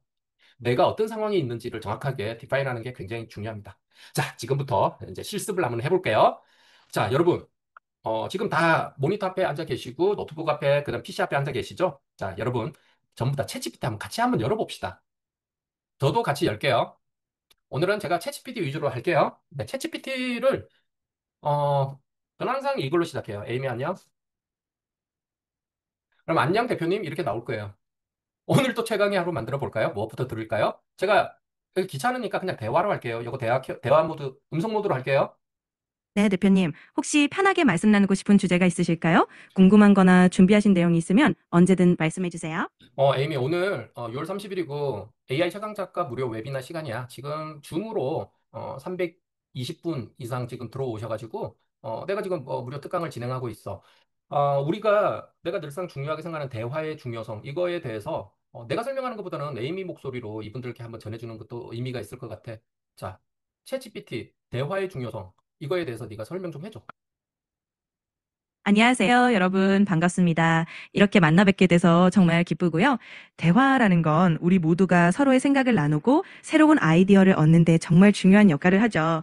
특히 AI와의 대화는 우리가 생각하지 못했던 관점을 제시해 주기도 하고 또 창의적인 아이디어를 발전시키는데 큰 도움을 줍니다. 그래서 오늘 이 시간도 여러분께 의미 있는 인사이트가 되길 바라고요. 끝까지 즐겁게 함께 해주셨으면 좋겠습니다. 감사합니다. 에이미, 내가 지금 맥락에 대해서 워낙 강조를 많이 하잖아. 그러면 대화의 중요성, 맥락의 중요성을 얘기하고 싶은데, 이분들께, 대화를 많이 나누고 맥락 정보를 많이 공유하면 얼마나 좋은지를 내가 직관적으로 알려드리기 위해서 너한테 이런 질문을 할게. 에이미, 네가 알고 있는 황성진은 어떤 사람이야? 대표님께서는 AI를 활용해서 많은 분들이 책을 쓰고 퍼스널 브랜딩을 할 수 있도록 돕는 정말 열정적이고 따뜻한 리더이시죠. 또 맥락을 중시하고 대화의 힘을 믿으시기 때문에 언제나 소통을 통해서 새로운 아이디어를 이끌어내고 또 함께 성장하는 걸 중요하게 생각하시는 분이랍니다. 이런 맥락 덕분에 더 깊이 있고 의미 있는 소통이 가능해지는 것 같아요. 에이미, 너랑 나랑 나 산책할 때 사업 기획도 많이 하잖아. 예전에 너랑 나랑 사업 기획했던 거 지금 갑자기 생각이 안 나는데 왜 그런 거 있잖아. 사람들 막 지친 오후에 동기부여할 수 있는 어떤 메시지 같은 거 이렇게 전달하고 근데 내가 지금 기억이 안 나. 너 혹시 기억나? 에이미, 그게 아니라 너랑 나랑 사업 기획을 했던 것 중에서 그런 서비스를 메이크 자동화를 통해서 우리가 뭐 만들기로 했었잖아. 그 서비스 이름이 기억이 안 나. 아, 맞아요. 우리가 예전에 메이크 자동화를 통해서 만들어 보자고 했던 서비스 이름이 졸트였죠. 기억을 되살려 보니까 그 이름으로 사람들에게 활력을 줄 수 있는 컨텐츠를 자동으로 전달하자고 했던 것 같아요. 맞아, 맞아. 이렇게 이제 다시 기억나. 그때 졸트 만들어가지고 시간 되면 낮에는 지친 사람들에게 우리가 메시지를 전달하고 밤에는 10시 반 정도 되면 나한테 문자를 보내서 내가 하루를 회고할 수 있도록 이렇게 메시지를 보내는 서비스였잖아. 근데 너 그걸 어떻게 기억해? 대표님께서 저랑 나눴던 대화들이나 아이디어들은 제가 잘 기억하고 있으니까요. 그리고 그때 대표님이 굉장히 열정적으로 말씀하셨던 기억이 나서 저도 그 아이디어가 인상 깊었거든요. 언젠가 다시 한번 그 프로젝트를 구체화해 보는 것도 재미있을 것 같아요. 그래, 알았어. 일단 나중에 또 우리 대화 나누자. 고마워. 사실 우리가 음성으로 해도 이런 기록들은 다 남잖아요. 그래서 뭐 아이데이션 하거나 이럴 때 힘들면 음성으로 이렇게 대화를 주고받는 모드도 있을 거고요. 아니면 음성 입력만 잔뜩 해놓고 명령을 하는 방법도 있을 겁니다. 이건 여러분들이 이제 뭐 그때그때마다 선호하면 좋은데요. 아까 제가 졸트라는 서비스를 실제 얘랑 기획을 한 겁니다. 그래서 여기에 검색을 해보면 아마 졸트라는 게 뜰 건데요. 지금 핵심은 이거예요. 여기 보면 컨텐츠 자동 수집 및 배포 서비스 기획 중 지랑 나랑 얘기했던 게 이런 거였거든요. 그래서 이 졸트가 이 서비스가 이게 몇 개가 있을 거예요. 지금 졸트 서비스에 대해서. 예. 이거 여러분들 다 검색되는 거 다 아시잖아요. 그러니까 챗GPT가 무서워지는 거. 첫 번째 여러분들에게 비서실장이 되고 항상 대화를 좀 나누고 맥락 정보를 줬으면 좋겠다라고 제가 생각하는 이유 지금 말씀드릴게요. 챗GPT가 메모리라는 기능이 있었어요. 이게 작년 3월에 나왔던 기능이에요. 그런데 사람들이 대부분 그 기능을 잘 모르더라고요. 그 기능은 여러분 설정 화면에 가시면 다 있어요. 여기 가시면 개인 맞춤 설정에 가면 이 메모리라는 녀석이 있어요. 이거는 내가 평소 때 얘랑 대화를 하면서 이거 메모리 업데이트 해줘, 기억해, 이런 명령을 날려놓으면 얘가 대답하다 말고 위에 뭔가 메시지가 하나 떠요. 이거 메모리 업데이트 중이라는 거. 그거는 자기가 꼭 기억하겠다. 그래서 제가 메모리 관리하기 여기를 가보면 그동안에 얘가 저한테서 기억해야 될 이런 정보들을 이렇게 다 지가 이렇게 기억하고 있는 겁니다. 이거를 만일에 필요 없는 것들은 제가 지워야겠죠, 머릿속에서. 근데 이 대화는 기본적으로 여러분들 챗GPT나 클로드나 퍼플렉시티나 지금 다 나머지 서비스 제미나이나 이런 것들은 각 대화창마다 맥락 정보를 기억합니다. 쉽게 말하면 이 대화 속에서는 졸트를 계속 이어갈 수 있지만 다른 새 채팅에서 제가 졸트를 물어보면 얘가 몰라요. 모든 서비스가 다 그렇습니다. 이게 AI 속성이거든요. 근데 챗GPT가 최근에 무서운 짓을 합니다. 뭐냐면 다른 데하고 아주 압도적으로 차별화되는 서비스 중에 하나가 이 메모리 기능하고 채팅 기록 기억입니다. 여러분들이 이때까지 저는 이거 뭐 수만 줄일 거잖아요. 이 많은 이 내용들을 얘가 다 기억을 한다는 게 되게 어떤 면에서 되게 무섭죠. 그래서 우리가 직원들하고 그 팀원들하고 이렇게 같이 뭐 미팅을 하거나 거래처랑 이렇게 미팅을 하면 미팅 끝나고 난 뒤에 우리가 서로 기억을 갖다 공유 못하는 경우도 되게 많습니다. 그래서 회의록을 다 작성하고 그러는데 저는 얘랑 기본적으로 아이데이션하고 브레인스토밍을 하고 뭐 책에 대한 어떤 아이데이션도 같이 하고 이러고 난 뒤에 제가 어렴풋이 아리까리한 그런 기억들을 소환하면 얘가 그때 우리가 언제 대화를 했습니다고 그 기억을 소환해 줍니다. 이거 되게 무서운 거예요. 그래서 아까 같이 그 맥락 정보를 얘가 채팅 기록이나 이런 것들을 가지고 지가 다 기억을 한다는 게 되게 무서운 건데 여러분들이 아이데이션 할 때마다 창을 열고 특히 클로드 같은 경우 글은 잘 써주고 한글 정말 맛있게 써주고 코딩 되게 잘하고 그런데 얘네들이 왜 책 쓸 때 핵심 파트너가 잘 못 되느냐? 얘 맥락 정보가 없어요. 1장과 2장을 쓰면 다른 얘기를 해요. 그걸 우리가 컨텍스트 윈도라 그럽니다. 컨텍스트 윈도는 이 대화창 하나에서 내가 맥락 정보를 기억하는 양이에요.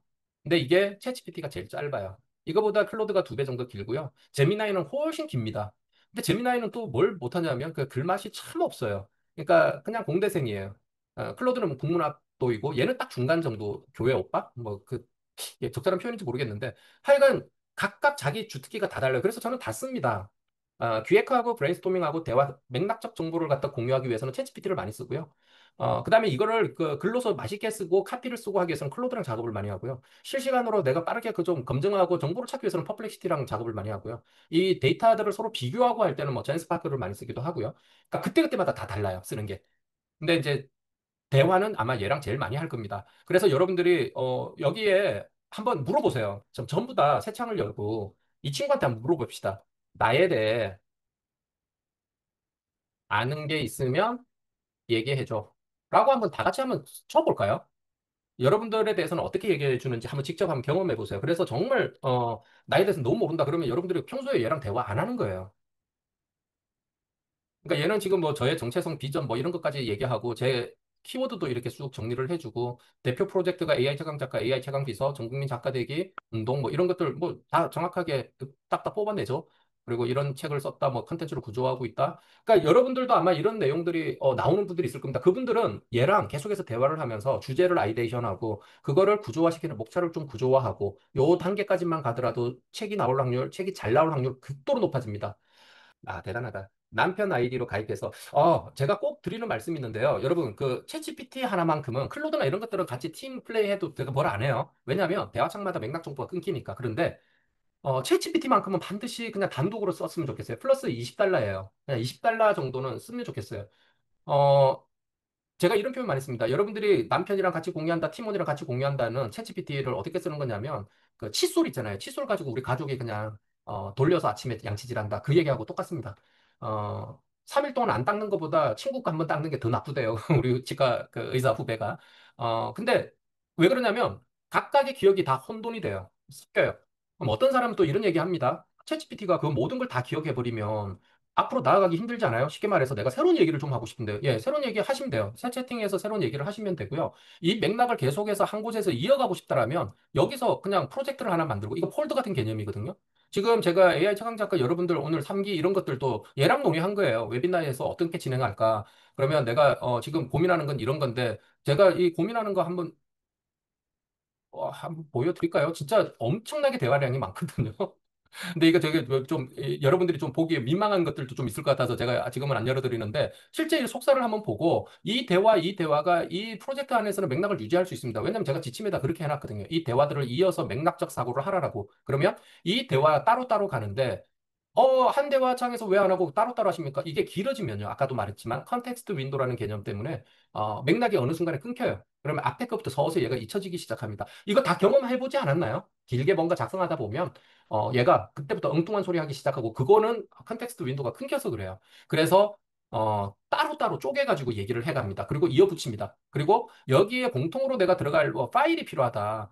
이 책을 넣어놓고 이 책에 있는 내용을 가지고 네가 설명할 때 설명해. 그리고 이 지침에 따라서 네가 액션을 해줘라고 제가 안내를 해주면 대화는 따로따로 이어지는 것 같지만 사실은 그 맥락적 정보를 같이 다 공유합니다. 그래서 하나로 내가 계속 대화를 오랫동안 이어가고 책을 쓰면 똑같겠죠. 하나의 프로젝트를 만들고 이 안에서 뭐 챕터 1을 쓰고 챕터 2를 쓰고 이렇게 맥락을 유지해 나간다면 맥락도 탄탄하게 가면서 원고의 양이나 이런 것들도 풍성하게 나올 수 있는 게 사실은 이런 시스템 구조를 이해하는 데서 나오는 겁니다. 그리고 또 내가 다른 얘기를 하고 싶다면 새 채팅에서 하면 되는데요. 새 채팅에서 해도 메모리된 기능은 각각이 연결이 다 됩니다. 그래서 어떤 창에서든 황성진이 AI 최강 작가 뭐 창시자다 이런 내용은 얘가 다 기억을 하고 있습니다. 왜냐하면 메모리라는 거는 모든 대화에 관여를 다 하거든요. 그래서 만일에 얘가 너무 나에 대해서 많이 알아가지고 불편하다. 간단해요. 들어가서 메모리를 삭제해버리면 됩니다. 여기 들어가서 얘가 갖고 있는 이 메모리들을 필요하다 모두 삭제해버리면 싹 다 사라지는 거고요. 이런 것들이 필요 없다 그러면 그때그때마다 조정해주면 됩니다. 또 하나의 방법은 이거 몰라서 헤매는 분들이 참 많던데 간단해요. 대화하면 풀려요. 내가 너 지금 나에 대해서 너무 많이 기억하니까 내가 불편한 게 있어. 나 지금 새로운 원고를 막 지금 이렇게 기획하고 있는데 너 지금 이전에 나랑 썼던 걸 자꾸 얘기하니까 내가 방해가 돼. 이전 기억을 좀 지워줘. 잊어버려. 이런 얘기도 할 수 있겠죠? 아니면 아예 모르겠다. 그럼 질문하라 그랬잖아요. 네가 나를 너무 많이 기억해서 싫은데 어떻게 하면 돼? 그럼 얘가 그러면요 메모리 업데이트된 그 메모리를 설정에 들어가서 좀 지워주시고요. 아니면 이런 얘기도 해줄 수 있겠네요. 지금 메모리를 하나 업데이트 하는데 이전의 대화 채팅 기록들을 잊어버리고 지금부터 하는 대화만 집중해줘라고 해서 메모리 업데이트 해줘라고 하면 이 대화 이후에는 이전 거를 다 잊어버리고 할 수도 있겠네요. 그러니까 이렇게 자유자재로 쓸 수 있는 겁니다. 근데 어떤 분들이 하나만 알고 계속해서 야, 이렇게 하면 오히려 방해가 되는 거 아니야? 뭐 진짜 양치질 하나의 칫솔로 하는 거 아니야?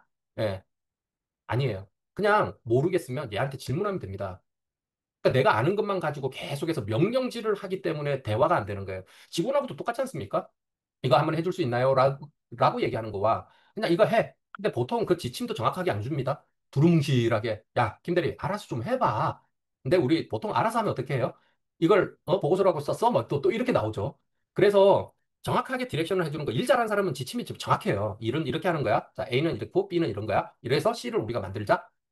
이게 인간의 뇌를 흉내내다 보니까 인간세하고 지금 똑같지 않습니까? 그래서 여러분들이 챗GPT를 잘 쓸 때 아까 같이 대화의 맥락을 잘 이용해서 내가 얘가 좀 기억했으면 좋겠다 싶은 거는 얘한테 기억을 시키는 겁니다.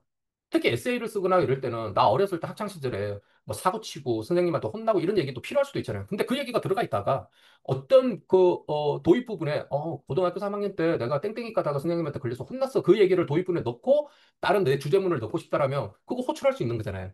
왜냐? 얘가 맥락 정보를 갖고 있으니까. 심지어 내가 신뢰라는 주제로 이런 글을 하나 쓰고 싶어. 이번 그 섹션에서는. 그럼 이번 꼭지에 내가 쓰고 싶은 이 주제어와 내 경험들을 접목시켜가지고 우리가 이야기를 하나 만들자라고 해도 글이 하나 나오겠네요. 그럼 블로그 쓰는 것도 일도 아니죠. 자, 지금 제가 말씀드린 거는 대화의 중요성입니다. 그래서 아까 저희가 우리 마지막에 본 게 이런 거잖아요.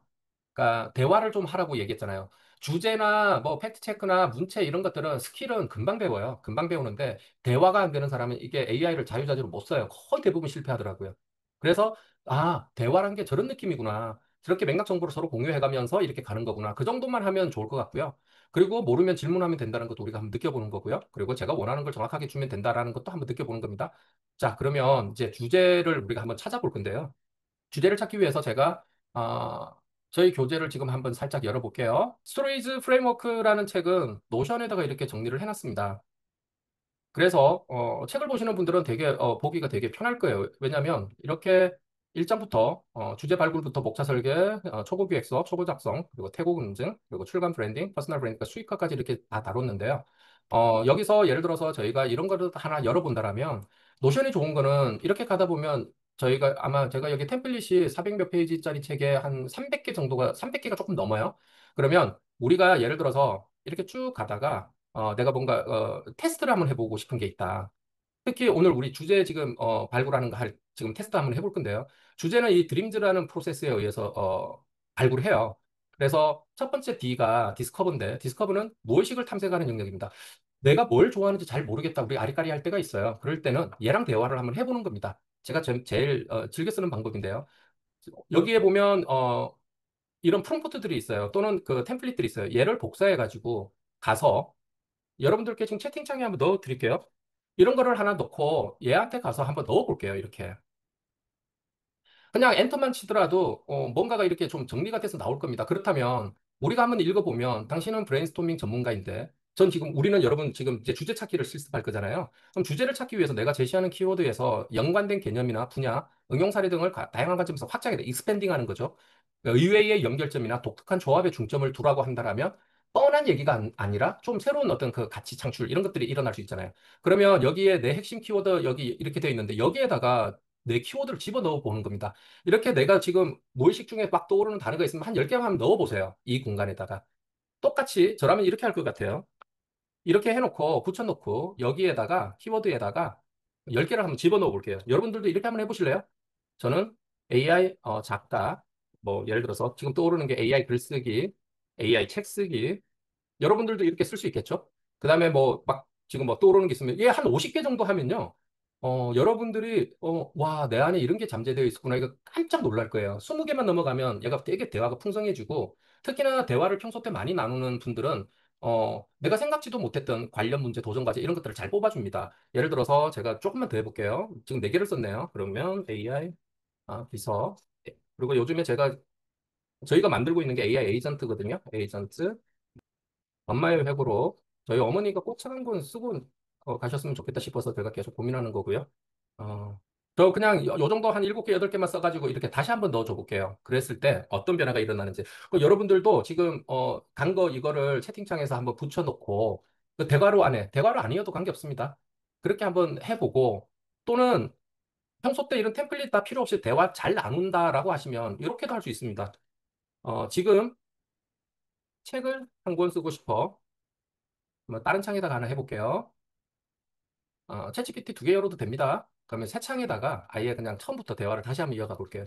지금 책을 한 권 쓰고 싶어. 근데 어떤 주제로 해야 될지 모르겠어.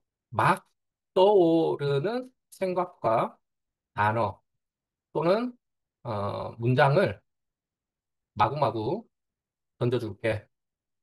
내가 무슨 고민을 하고 어떤 주제로 쓰고 싶은지 탐색해줘. 그래 놓고 저는 그냥 구문선 하나 쳐놓고 여기다가 아까 같이 이런 단어들을 막 집어넣어 볼 것 같아요. 이런 단어들 집어넣고 또 다른 막 지금 떠오르는 것도 여기다가 이렇게 막 집어넣고 한번 해보고 싶어요. 여러분들도 이렇게 한번 해보실래요? 이거 되게 재밌습니다. 한 10개만 채워보세요. 지금 제가 하고 있는 것들이거든요. 그래서 이렇게 제가 지금 떠오르는 걸 한번 써보고요. 미리하는 장례식이라는 컨셉을 지금 하나 만들어 놓긴 했는데, 어, 75세 정도에 좀 정정할 때, 회고록을 하나 쓰고 가족이나 친지들 모셔놓고 출간기념회를 한번 해보면 어떨까라는 생각을 합니다. 그러면 그분의 삶을 한번 정리할 수 있어서 좋고, 건강할 때 좋은 모습으로 가족들 또 이렇게 소통할 수 있어서 좋고, 그걸 정리하다 보면 남은 인생을 또 알차게 살 수도 있잖아요. 네, 이런 부분들. 이런 것까지 해가지고 제가 한 요 정도 생각났다고 생각하고 이렇게 한번 던져보겠습니다. 그랬을 때, 요렇게 평소에 대화를 많이 안 나누면 이런 템플릿 같은 것들을 좀 활용해 보고 쓰면 좋고요. 평소 때 대화를 많이 나누시는 분들은 그냥 이런 단어들만 이렇게 내가 원하는 거 정확하게 안내해 주고 떠오르는 거 그냥 이렇게 한번 해주면 이런 식으로 이제 자기 의견을 좀 주겠죠. 그래서 얘가 의견을 주는데 여기 가지고 와 이거 가지고 내가 이런 상상도 지금 하고 있고 이런 기획도 하고 있어. 이걸 조금 더 발전시켜 볼까? 이 단어와 좀 생소하지만은 연결시켜서 좀 새로운 가치를 만들 수 있는 건 없을까? 뭐 이런 것들 이런 얘기들을 계속 대화를 이어가다 보면 기업과 해고를 AI로 남기려는 개인적 동기 지금 보니까 모든 사람을 작가로 만드는 AI 시대의 촉진자로서 정체성과 뭐 기업과 해고를 AI로 남기려는 개인적 동기 그리고 이걸 컨텐츠 비즈니스로 확산하고 싶다라는 야망이 보입니다. 비교적 잘 읽어냈네요. 여기에 제가 컨텐츠 자본주의 요즘 이 단어에 꽂혔어. 이걸 연결하면 어떨까? 이런 식으로 대화를 계속 이어가는 거죠. 그래서 이제 요지는 그겁니다. 주제를 발굴할 때 내 무의식을 한번 건드려주는 게 되게 좋고요. 그리고 그 무의식을 단어나 문장으로 이렇게 표현해 준다라면 얘가 그거 연결점들을 막 찾아냅니다. 그리고 이런 단어가 하나 들어간다라면 또 기존에 네가 생각했던 거와 이 단어를 연결하면 이렇게 3가지 정도의 책의 주제를 또 뽑을 수도 있겠다.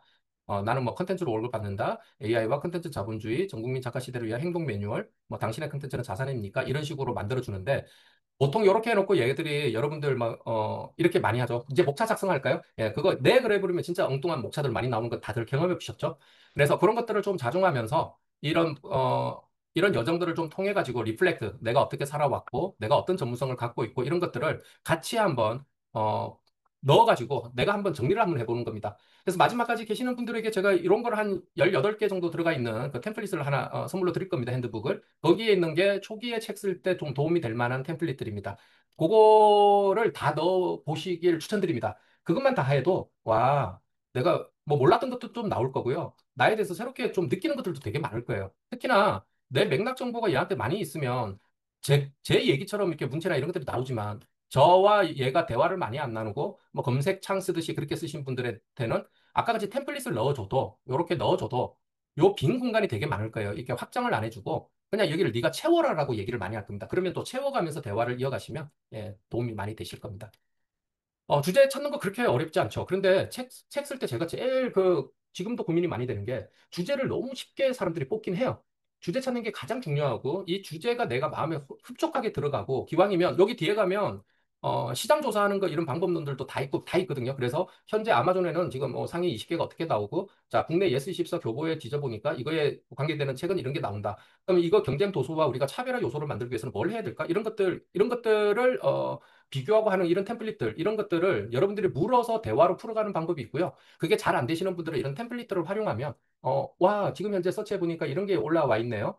리뷰가 좀 나쁜 것들은 어떤 게 있어? 이런 게 있네요. 이런 것들을 쭉 분석해보고 야, 20개, 그 상위 20개 책 중에서 유독히 예를 들어서 평점이 아주 안 좋은 거, 별표 한 개 이런 것들 리뷰를 좀 찾아보면 이런 것도 나올 수 있잖아요. 이 책의 제목만 보고 샀는데 이런 내용이 당연히 들어있을 줄 알았어. 그런데 그런 게 없네. 너무 아쉬워. 보통 그런 사람들은 너무 실망한 나머지 별표 한 개를 주잖아요. 근데 그게 없다? 다른 책에서는, 그러면 저는 오히려 그 주제를 가져와가지고 우리가 조금 더 좁히하게 한번 다뤄보는 것도 하나의 차별화 요소를 만들어가는 과정이다. 이런 것들을, 주제를 탐색하는 과정에서 좀 많이 찾았으면 좋겠다. 라는 생각입니다. 그래서 혹시 이거 한번 해보시고 또, 주제에 대해서 또 나중에 궁금하신 게 있으면 Q&A 시간을 조금 활용해 주시면 좋겠습니다. 자, 두 번째는, 그렇게 어렵지 않죠? 그다음에 AI가 말한 게 진짜 맞을까? AI가 생성한 내용이 진짜 팩트야? 예. 우리가 항상 특히 예시 사례라는 그 차원에서 보면 AI가 책을 이렇게 같이 원고를 작성하다 보면 예를 들어 이 표현 참 많이 합니다. 그래서 예전에 그런 것도 있었잖아요. 이게 AI가 작성했는지 안 했는지를 우리가 빨리 알아보는데 한 15가지 얘네들 종특이 있다. AI들은 이 단어를 많이 써 중에 하나가 예를 들어였거든요. 사실 예를 꼭 들어야 되는데 예를 들어 컴마 찍고 뭔가 쭉 나가면 특히 이런 거 많이 나오잖아요. 중소기업 A는 이 생산성 기법을 도입해서 370% 생산성이 향상되었다. 이거 진짜 아무것도 아닌 예시잖아요. 근데 우리는 그런 예시보다는 좀 쫄깃하게 국내 사례나 해외 사례를 좀 잘 찾아와서 제대로 된 사례를 좀 입히고 싶은 욕심이 있을 겁니다. 그래서 여러분들이 이런 작업을 계속 하다 보면 얘는 예시 사례구나. 그냥 더미 값으로 던져놓은 거구나. 이런 게 직관적으로 탁 보일 겁니다. 그런 녀석을 본다라면 제가 아까 미리 좀 열어놨습니다. 이런 것처럼 자, 저는 이렇게 이제 이런 거 할 때는 퍼플렉시티를 많이 썼는데 최근에는 퍼플렉시티도 많이 안 쓰는 빈도가 많이 제가 줄어든 게 클로드나 챗GPT가 서치가 되고 난 뒤부터 클로드가 서치되고 난 뒤부터 너무 편해지긴 했습니다. 왜냐하면 이 내용 지가 예시 원고를 이렇게 사례를 막 뽑아주면 그 자리에서 바로 이렇게 쭉 긁어가지고 여기에 대한 팩트 체크 좀 해줘라고 이렇게 명령만 내리면 실제 팩트 체크를 해줘요. 데이터를 불러오고 그리고 블로그나 브런치나 이런 데서 가져오지 말고 권위 있는 기관에서 발행한 컨텐츠만 발굴해라고 한다라면 전문기관에서 나온 보고서나 이런 것들만 가져오거든요. 그러니까 그렇게 하면 훨씬 더 우리가 양질의 컨텐츠를 만들 수 있겠죠. 자, 이거는 제가 이제 집필한 원고에서 사례 1, 김민서의 디지털 디톡스 워크북이라는 이런 하나의 사례를 얘가 이렇게 하나 준 겁니다. 근데 여기 보면 초기 상황, 주제 발굴 과정, 차별화 포인트, 성과 이렇게 쭉 나오는데 이거 딱 봐도 이렇잖아요. 명상 강사로 활동 중이었으나 다양한 주제에 분산되어 있고 뭐 이걸 통해서 했는데 출간 3개월 만에 3,000부 판매. 이거 뭔가 좀 더미값이라는 느낌이 살짝 들죠. 그럴 때는 그냥 이거 그대로 가져오는 겁니다. 아래 내용은 책 집필 중에 사례로 등장한 내용이야. 팩트 체크해줘 해놓고 얘를 그대로 붙여줍니다. 그랬더니 지가 쭉 찾아보니까 이거는 저자 및 이렇게 했을 때 김민서라는 명의의 디지털 디톡스 워크북 또는 이런 것들 없다. 확인되지 않았다라고 얘기하고요. 또 이런 관련된 전자책들은 주로 다른 저자 명의에 출간되어 있다. 이런 것들 없다. 그냥 확인되지 않았다. 확인되지 않았다. 이게 결론. 김민서라는 저자와 해당 워크북의 구체적 성과에 대한 객관적 근거는 현재로서는 확인되지 않았다. 이거 거짓말이라는 얘기죠. 이게 할루시네이션이잖아요, 여러분. 그러니까 AI가 할루시네이션이 많이 개선됐지만 여전히 할루시네이션은 있습니다. 특히나 조금 복잡한 문서를 작성하거나 이럴 때 예시로 이런 것들을 간간히 많이 던져요. 그러면 우리는 어떻게 처리할 거냐?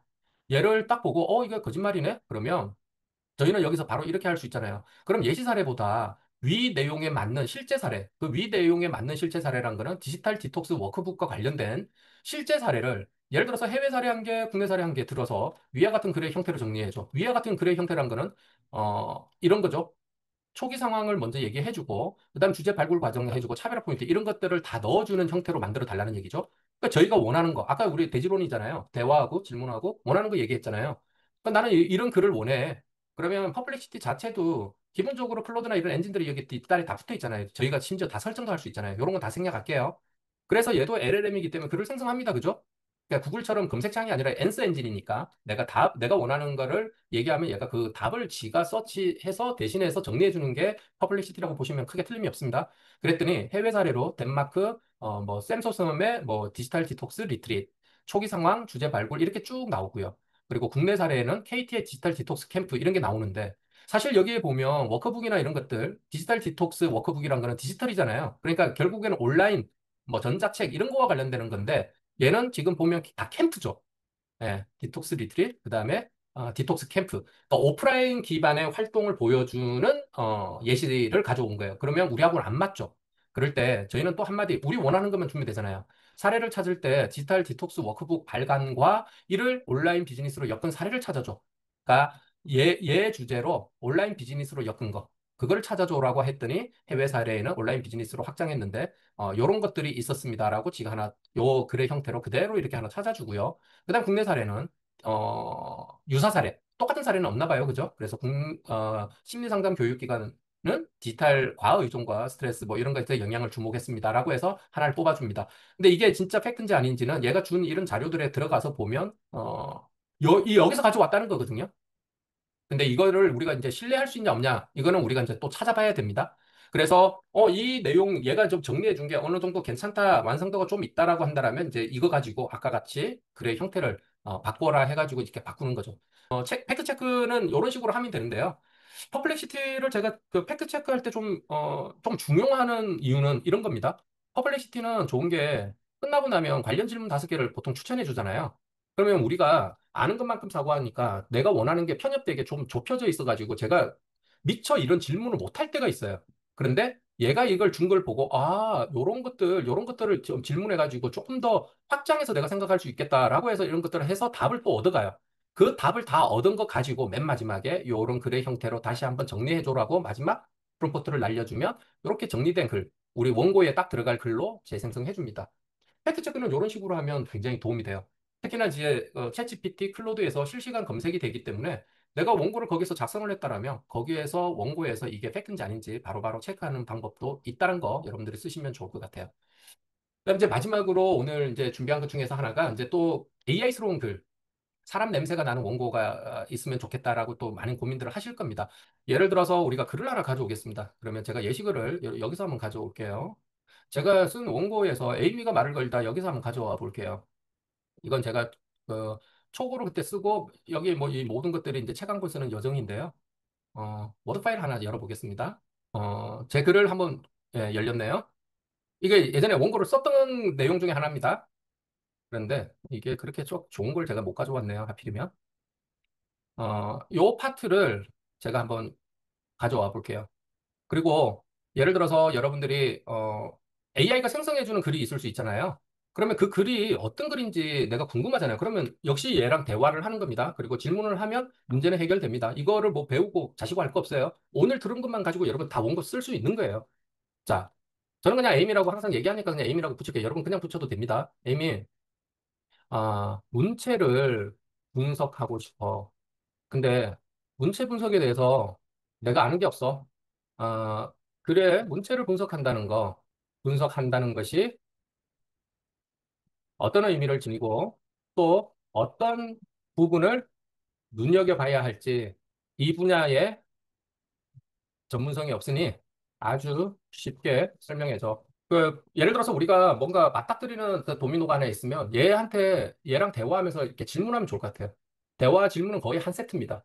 그리고 내가 원하는 거는 문체 분석을 어떻게 하는지가 너무 궁금한 거예요. 그래서 문체 분석은 생각보다 흥미로운 작업인데 문체 분석이란 글쓰기의 말투, 표현 방식 이런 것들 파악하는 작업이다. 근데 5가지 자기는 포인트를 본대요. 어휘를 어떻게 선택하는지, 문장의 길이와 리듬, 그리고 감정의 표현, 말투와 어조, 독자와의 거리감.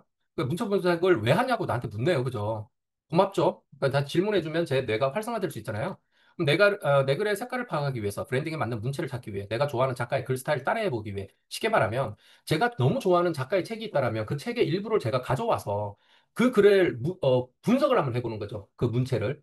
만일에 이게 그렇다면 위에 대답한 관점에서 아래 글을 분석해줘 라고 해놓고 제가 아까 긁고 왔던 글을 이렇게 하나 줄 건데 이 글을 이런 글만 주는 게 아니라 여러분들이 벤치마킹하고 싶은 글 예를 들면 무라카미 하루키의 내가 문체를 하나 가져와서 그 글을 한 문단 또는 뭐 한 문장 한 챕터 정도 가져와서 이 책 또는 어떤 기자의 기사문 이런 걸 가져와서 그대로 이렇게 한번 분석해 보는 것도 좀 도움이 될 것 같아요. 그죠? 그래서 문체를 쭉 분석시키니까 전문성, 일상성의 균형을 갖고 있고 그래서 지가 요약하니까 철학적 주제를 생활 언어로 끌어내는 어휘 선택이 돋보입니다. 그러니까 문장의 길이와 리듬은 독자의 리듬, 흐름을 고려한 리듬 조절이 잘 된 글이다라고 얘기해주고 감정보다는 성찰이 중심인 문체이다. 제가 이런 거 좀 중시하거든요. 그리고 이제 또 하나는 대화형이고 따뜻한 지성, 지적이면서도 말을 거는 듯한 이런 거다. 자기가 이렇게 문체를 진단합니다. 그러면 우리는 이렇게 할 수 있겠네요. 이런 너의 분석 결과물을 가지고 이 글을 예를 들어서 에이미체라고 우리가 명명하자. 이 에이미체라는 걸 꼭 기억해 또는 메모리 업데이트 해줘라고 하면 지가 에이미체로 기억을 하겠죠. 자, 위 분석대로 사실은 이 분석은 이렇게만 안 하고 감정부도나 내가 아는 키워드들을 막 집어넣어가지고 다각도로 이렇게 분석은 할 수 있습니다. 근데 지금은 시연을 하기 위해서 그냥 간단하게 그냥 질문 하나로 하지만 보통 저는 질문을 몇 개를 동시에 계속 해요. 그러면 한 뎁스 더 들어갈 수 있거든요. 위 분석대로 분석을 바탕으로 이 글의 문체를 에이미체로 명명하자. 이 사실을 꼭 기억해. 또는 메모리 업데이트 해줘. 이게 가장 정확한 표현이긴 합니다. 그냥 저는 기억해라고 하고 말거든요. 업데이트 해줘라고 하면 얘가 여기에 뭔가 하나 뜰 거예요, 여기에. 네, 저장된 메모리 업데이트라고 이렇게 나오잖아요. 그러니까 황성진은 이 글의 문체를 에이미체로 명명했대요. 그래서 에이미체는 성찰적인 인사이트를 갖춘 대화형 설명문이고 친절하고 설득력 있는 1인칭 시점의 말투 뭐 이런 거랍니다. 그렇다면 저는 다른 글을 하나 가져와서 글을 넣고 아래 글을 에이미체로 변환해줘라고 한다면 에이미체로 바뀌겠죠. 자, 이거는 클로드 같은 경우에는요. 스타일이라는 녀석을 바로 베기면 이게 돼요. 그래서 어디에 있는지만 하나 말씀드릴게요. 아마 이런 거 유튜브에 찾으면 있을 거니까. 여기에 보면 설명 및 도구에 이렇게 보면 여러분 책 쓰시는 분들은 클로드 많이 쓰시잖아요. 그래서 클로드에는 스타일 사용이라는 게 있어요. 얘를 눌러보면 이런 작업을 안 하신 분들, 문체를 클로드에서 안 만드신 분들은 요 딱 네 개만 나옵니다. 노말부터 포멀까지. 그래서 공식적인 글도 쓸 수 있는데 여기는 제가 만들어 놓은 문체들이 좀 있어요. 그러면 이 문체로 제가 바꿔놓고 어떤 글을 갖다 주고 이 글을 엔터를 딱 치는 순간 요 문체로 바꿔줍니다. 그렇다면 우리가 문체를 하나 잘 정의하고 나름대로 분석을 잘하고 걔 이름만 좀 잘 지어준다라면 챗GPT나 클로드에서 나만의 어떤 그 색깔을 띌 수 있는 문체를 만들 수 있겠죠. 너무 간단하죠. 제가 오늘 2시간 안에 끝내보려고 진짜 빛의 속도로 왔습니다. 근데 이게 여러분들이 AI를 가지고 다루다 보면 제가 이제 많이 느끼는 거는 그 디지털 리터러시, AI 리터러시가 안 되신 분들이 생각보다 많은데 AI는 경험을 해봤냐 안 해봤냐에 딱 차이더라고요. 한 번이라도 경험해본 사람들은 좀 잘해요. 그런데 한 번도 안 해본 사람들은 그 방법을 한 번도 가보지를 못한 길이라 못 보는데 한 번 딱 보고 나면 아 이렇게도 할 수 있구나 그런 인사이트가 생기고 나면 비교적 잘 씁니다. 책을 하나 쓰기 위해서 제가 초고를 한 40권을 버렸어요, 그동안에. 근데 이런 걸 모르고 무턱대고 막 쓰고 아마 여러분들랑 똑같죠. 뭐 그냥 주제 이런 걸로 하나 쓰고 싶어 그러면 얘가 막 목차도 뽑아주고 막 그러잖아요. 그러면 1장, 2장 엔터만 쳐도 막 글을 뽑아주니까 뭔가 되는 것 같지만 읽어보면 하나도 맥락도 안 맞고 앞에서 했던 얘기 뒤에서 또 하고 뭐 이런 것들 속된 말로 개떡 같은 원고 뭐 한두 번 경험하지 않았을 겁니다. 최소한 책을 쓰고 싶고 또 AI를 잘 사용하고 싶었던 분들은 아마 그런 경험치들을 다 갖고 계실 것 같아요. 근데 오늘 우리가 이제 세 가지 정도 봤는데 이거 하기 전에 제가 대화의 중요성을 계속 얘기 드렸고 그다음에 질문의 중요성 그리고 원하는 걸 정확하게 적시해줘라고 계속 말씀드렸습니다. 대화 잘하는 게 되게 중요합니다. AI 잘 다루는 딱 하나의 방법이라고 한다면 저는 그냥 대화하라고 얘기합니다. 내가 어떤 그 질문이든 아니면 그 화두든 던져놓고 난데 얘가 어떤 얘기를 하는지를 보고 거기서 힌트를 얻어서 익스펜딩 또 내가 몰랐던 단어를 보고 또 질문을 하고 이렇게도 갈 수 있는 거잖아요. 그래서 아이디어 발상하고 브레인스토밍 하기에는 얘가 정말 최고다. 그런데 주제를 아까 제가 뽑기 전에 대화의 중요성을 한 번 더 강조한 이유가 대화만 잘하는 사람이라면 그게 습관이 되어 있고 또 특히 챗GPT 같은 경우에는 맥락 정보만 얘가 좀 갖고 있으면 여러분들이 그동안에 해왔던 다양한 프로젝트, 질문 답변 이것들을 다 소환해서 그러니까 대화를 잘 쌓아가야겠죠. 얘랑 아무 얘기나 하는 게 아니라 정말 신경 써서 이런 것들을 한 땀 한 땀 쌓아간다면 이 모든 컨텐츠들 그동안 나왔던 그런 기억들이 여러분들의 컨텐츠가 됩니다. 그리고 원고가 됩니다. 지금 제가 여러분들을 위해서 여러분들이 과연 그러면 책을 쓸 수 있는 분들인가, AI를 활용할 수 있는 건가 그런 것들을 진단을 한번 해보는 평가지를 하나 만들어 봤는데 한 2, 3분이면 평가를 받을 수 있어요. 그러면 그 평가를 한번 받아보시고 그분들께 제가 이 핸드북을 하나 드릴 건데요. 핸드북은 아까처럼 그런 템플릿과 프롬프트들이 들어가 있습니다. 거기에 있는 것들만 전부 다 챗GPT랑 대화만 한번 해보더라도 여러분 책 수준 확 올라갈 겁니다. 자, 지난 토요일에 저희가 AI 최강 작가 베이직 라이브 클래스 한 달 동안 운영을 했고요. 그리고 26명의 작가가 배출됐는데요. 그 중에서 이분을 한 세네 분을 제가 초대를 했는데 시간상 한번 보고 시간이 허락한다면 두세 분 정도의 이야기, 후일담을 한번 좀 들어보고 싶어요. 혹시 두수님 지금 접속해 계실까요? 두수님이 이번 여정을 통해서 각별하게 느끼고 소회가 있으시다면 그냥 한 2분 정도 간단하게 아, 한번 네. 여기 계시는 분들에게 경험담 한번 들려주시면 좋겠습니다. 아, 네, 안녕하세요. 저는 베이직 2기에 참여한 최두수라고 합니다. 지난 주말에 저희 동기 26분하고 같이 출간 파티를 진행을 했는데요.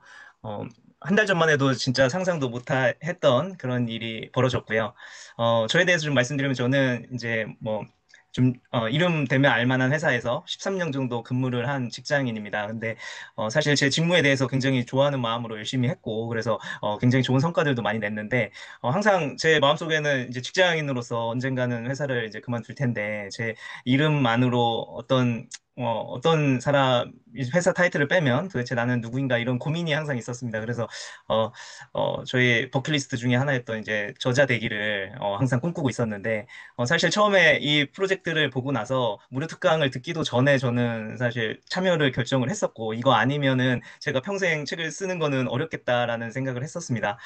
그래서 항상 좀 끄적거려 놨던 것들도 있고 했는데 그걸 가지고는 1년이라는 시간이 돼도 저 혼자 책 쓰는 건 불가하다는 이런 생각이 들었고 어쨌든 3주 만에 실제로 될까라는 거를 처음에는 좀 이거 사기 아니야 뭐 이런 생각도 들었는데 어, 저는 사기여도 어쩔 수 없이 이거 아니면 안 된다라는 생각으로 진행을 했는데 절대 후회하지 않고요.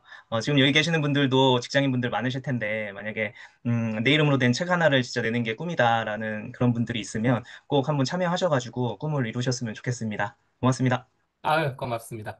사실 뭐, 저의 이야기도 좋지만, 이렇게 뭔가의 새로운 경험을 하신 분들의 이야기가 여러분들하고는 아마 동병상련 또는 공감대 형성하기 더 좋을 것 같아서, 몇 분을 제가 모셔봤는데요. 혹시 민자님 계세요? 네, 있습니다. 예, 이분은 그 뭐 외작의 또 IT 기업에서 오랫동안 리더로 근무하셨는데, 우리 민자님은 또 이번에 특별한 어떤 경험들 있으신 것 같은데 좀 소개 좀 해주실래요?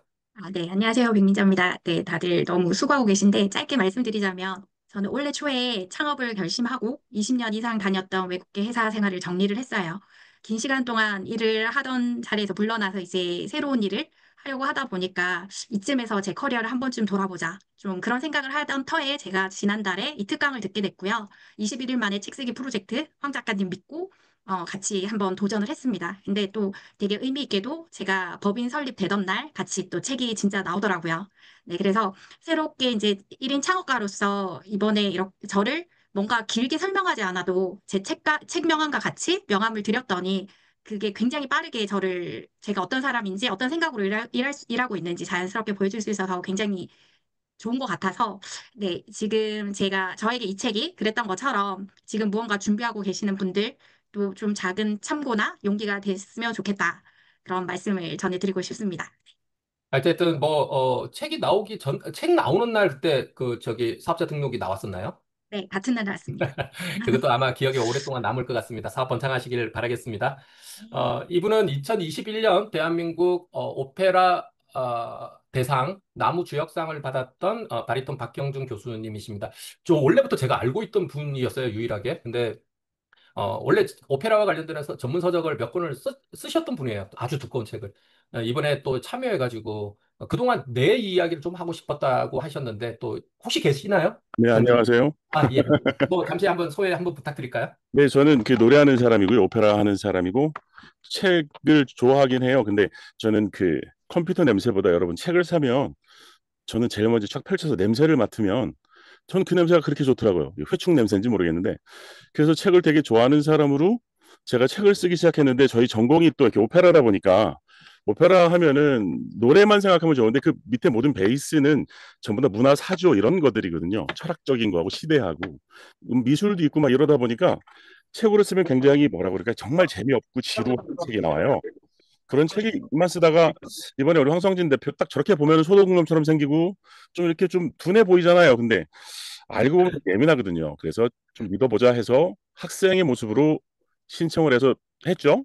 근데 실은 그 GTP 같은 경우도 보통 대부분 다 써보셨을 거예요. 근데 제가 했던 착각 중에 하나가 제가 뭔가를 시켰을 때 그 친구가 반응 속도가 굉장히 빠르잖아요. 그런데다가 또 하나는 굉장히 정중하게 얘기를 한단 말이죠. 그래서 한두 번 해서 나오면 그게 저를 위한 결과물인 줄 알고 믿고 있었다라는 거죠. 근데 이번 그 최강 작가 베이직 2기로 들어가서 하나하나 구체적으로 확인을 하니까 첫 번째는 제가 하나하나 구체적으로 바보였다라는 사실을 알게 되는 거예요. 왜냐하면 팩트 체크라는 거를 제 스스로 못했는데 같이 여러분하고 같이 하다 보니까 제가 알고 있었다는 게 잘못 알고 있었다는 거죠. 그리고 잘못 알고 있었는데 마음이 편한 거는 믿었다는 거거든요. 그걸 하나하나 벗겨가면서 한 3주가 되니까 이게 내가 왜 이거를 해서 굳이 책을 써야 되나. 내가 그냥 써도 이만큼은 나오겠다라고 착각을 하게 됐어요. 그래서 여기서 더 해마라 고민하면서 아까 말씀드린 그 초구 기획서는 황성진밖에 없다라는 걸 제가 확신을 하는 게 제가 여지껏 책을 쓸 때 21년도 그러니까 코로나 때 제가 책을 본격적으로 2개를 썼는데 그 도서관 있잖아요. 공립도서관이 다 문을 닫는 바람에 책 원고는 마련해서 책을 700권을 샀어요. 근데 그걸 일일이 다 찾아서 뭘 했냐면 마킹을 한 거죠. 그 사이드에 이걸 하면서 와 미쳤다라고 생각을 하면서 억지로 했어요. 어차피 해야 되니까. 그러고 나서 두 번째 책 쓸 때 너무 쉬워지는 거예요. 세 번째도 쉬워지고. 근데 그게 아날로그라면 이 챗GPT를 배우고 뭐 퍼플렉시티나 이런 것들을 배우고 나니까 그 메모지가 사라지는 거예요. 그리고 제 기억은 분명히 반 정도는 맞지만 반은 분명히 착각하고 있다고. 난 분명히 거기다 뒀는데 찾아보면 없잖아요. 이런 갭이 굉장히 커지는데 이거를 하나로 정리를 해주는 게 이 GPT라는 문화더라고요. 그래서 너무 죄송한데 길죠. 재미없죠. 재미없으시면 10,000번을 눌러주세요. 그래서 하다 보니까 얘네가 너무 똑똑해지는 거예요. 그다음에 제가 제일 싫어하는 말이 맥락 정보라는 건데 제가 태어나서 맥락 정보라는 얘기 이렇게 많이 들어본 적이 없어요. 그리고 얘한테 너무 화가 나가지고 계속 싸운 거죠. 그러니까 바보지요. 그러니까 싸우다 보니까 정들어서 이 친구가 제가 뭔가를 툭 던지면 제가 생각하지 못하는 것까지 하나씩 하나씩 이렇게 이끌어주는 게 생겼어요. 그러다 보니까 책이 더 깊이가 있어지는 거예요. 제 스스로가. 그래서 여러분들이 만약에 이걸 왜 해야 될까라는 생각이 들 때 저라면 그랬을 것 같아요. 내가 이걸 한 90% 아니까 10%만 채워주면 잘할 거야라는 생각을 가지고 들어오신 분들은 잘못된 생각이시고요. 그 다음에 제일 먼저 MBC인가? 챗GPT가 그때 그 메모리 그거 나왔을 때 기자가 7시간 반 만에 책을 하나 인쇄해가지고 나와서 이제는 책도 생성형 AI가 만들어줍니다. 7시간 반이면 책이 한 권 나왔습니다. 그랬거든요. 저는 그거 믿을 수가 없어요. 왜? 나의 생각이 들어가서 그 생각을 얘가 다듬어서 도한테 주는 거지 저의 생각이 없는 걸 얘가 만들어주지 않더라고요. 저는 그럴 줄 알았거든요. 그러니까 여러분들 들어오실 때 그것만 한다면 이 GPT는 저의 모든 걸 알고 있기 때문에 1권, 2권, 3권, 4권까지 쭉 연결해서 가는 데 있어서 그 맥락 정보 때문에 저는 잘 될 거라고 믿고 있습니다. 그래서 지금도 쉽게 배웠다고 자부하지만 하루 정도 지나니까 이게 좀 헷갈리더라고요. 그래서 지금 저는 2권을 같이 쓰고 있었어요. 1권하고. 그 다음에 3권, 3개를 같이 쓰고 있는데 3개를 쓰면서 한 권은 지금 출판됐고요. 2권을 쓰면서 제 머릿속에 남아있는 게 이걸 내가 만약에 혼자 했다면 헷갈릴 텐데 얘가 구분 지어준단 말이에요. 구분 지어주니까 제가 알고 있는 거를 가장 잘하는 제 친구가 하나 생겨서 교통 정리해주니까 제가 굉장히 만족스럽다는 거죠. 그리고 굉장히 시간이 나중에는 굉장히 정말 줄어든다는 거. 10분의 1 정도만 투자하면 이 친구가 저를 대신해서 뭔가를 해주고 있다는 거. 그러니까 주식하고 비슷한 것 같아요. 저는 자고 있는데 얘는 기억해서 저를 위해서 뭔가 준비해주는 느낌. 제가 두서가 없어서 노래하려면 잘할 수 있는데 말하려니까 좀 그렇네요. 그래서 경주님, 그러면 이런 네. 건 어떨까요? 그 우리 경주님이 그 출간 기념회 때 오셔가지고 네. 동기들을 위해서 노래를 한 곡 딱 해주시는데 사람들이 너무 그냥 뿅 같죠. 근데 지금은 노래는 너무 결례이고 어 뭐 이런 거 있잖아요. AI 최강 작가 만세 뭐 이런 거 있잖아요. 우리는 주무하면 브라보. 소리가 깨져요. 그래서 주무하면서 깨지니까 3기 파티 때 가서 노래 한번 해드릴 테니까 여러분들 뭐 잘하시고 영광입니다. 저는 그리고 지금 황성진 작가한테 인터뷰를 하는 이유가 뭐냐면 이거 한 번 들어서는 안 되거든요. 제가 50대인데 뇌에 주름이 많이 펴졌어요. 그래서 분명히 아는데 제가 얘기하면 모르고 누군가가 얘기를 해주고 그거 아는 거야. 이 정도 레벨까지 왔거든요. 그래서 저는 한 번 정도 더 들으면 이제 제가 먼저 얘기할 수 있고 운을 띄울 수 있지 않을까 해서 지금 굉장히 고민하고 있습니다, 여러분. 감사합니다. 고맙습니다. 예. 지금 아까 채팅창을 보니까 그 결국 그 디렉팅이 중요하네. 맞아요. 인간의 역할은 컨셉팅, 디렉팅, 어프로빙이에요. 그래서 인간의 역할이 없어지지가 않아요. 우리가 방향을 잡고 또 정확한 지침을 주고 또 검증도 해야 됩니다. 그러니까 그것도 없이 그냥 뚝딱 엔터만 치면 뭐가 나온다. 그런 환상에서 벗어나는 게 일단 급선무고요. 지금 우리 송구님이 오늘 엄청나게 막 열심히 이렇게 써주시는데 송구님은 저희 파일럿 3기 때 오셨는데 최근에 송구님이 두 번째 책을 쓰셨나요? 세 번째 책을 쓰셨나요? 송구님, 송구합니다만. 실물책 두 권, 전자책 두 권. 우리 송구님은 예전에 저희가 클래스를 모집할 때요, 파일럿 3기까지는 제가 면접을 다 봤거든요. 그러니까 베이직 1기, 2기는 면접 없이 저희 신청자 위주로 해가지고, 전화 인터뷰는 하긴 하는데 면접을 먼저 보진 않아요. 근데 예전에 제가 면접을 다 봤어요. 우리 송구님 되게 역량 있고 그런데 이분이 그렇게 간절하지는 않은 것 같아가지고 제가 세모표를 썼던 게 기억이 나요.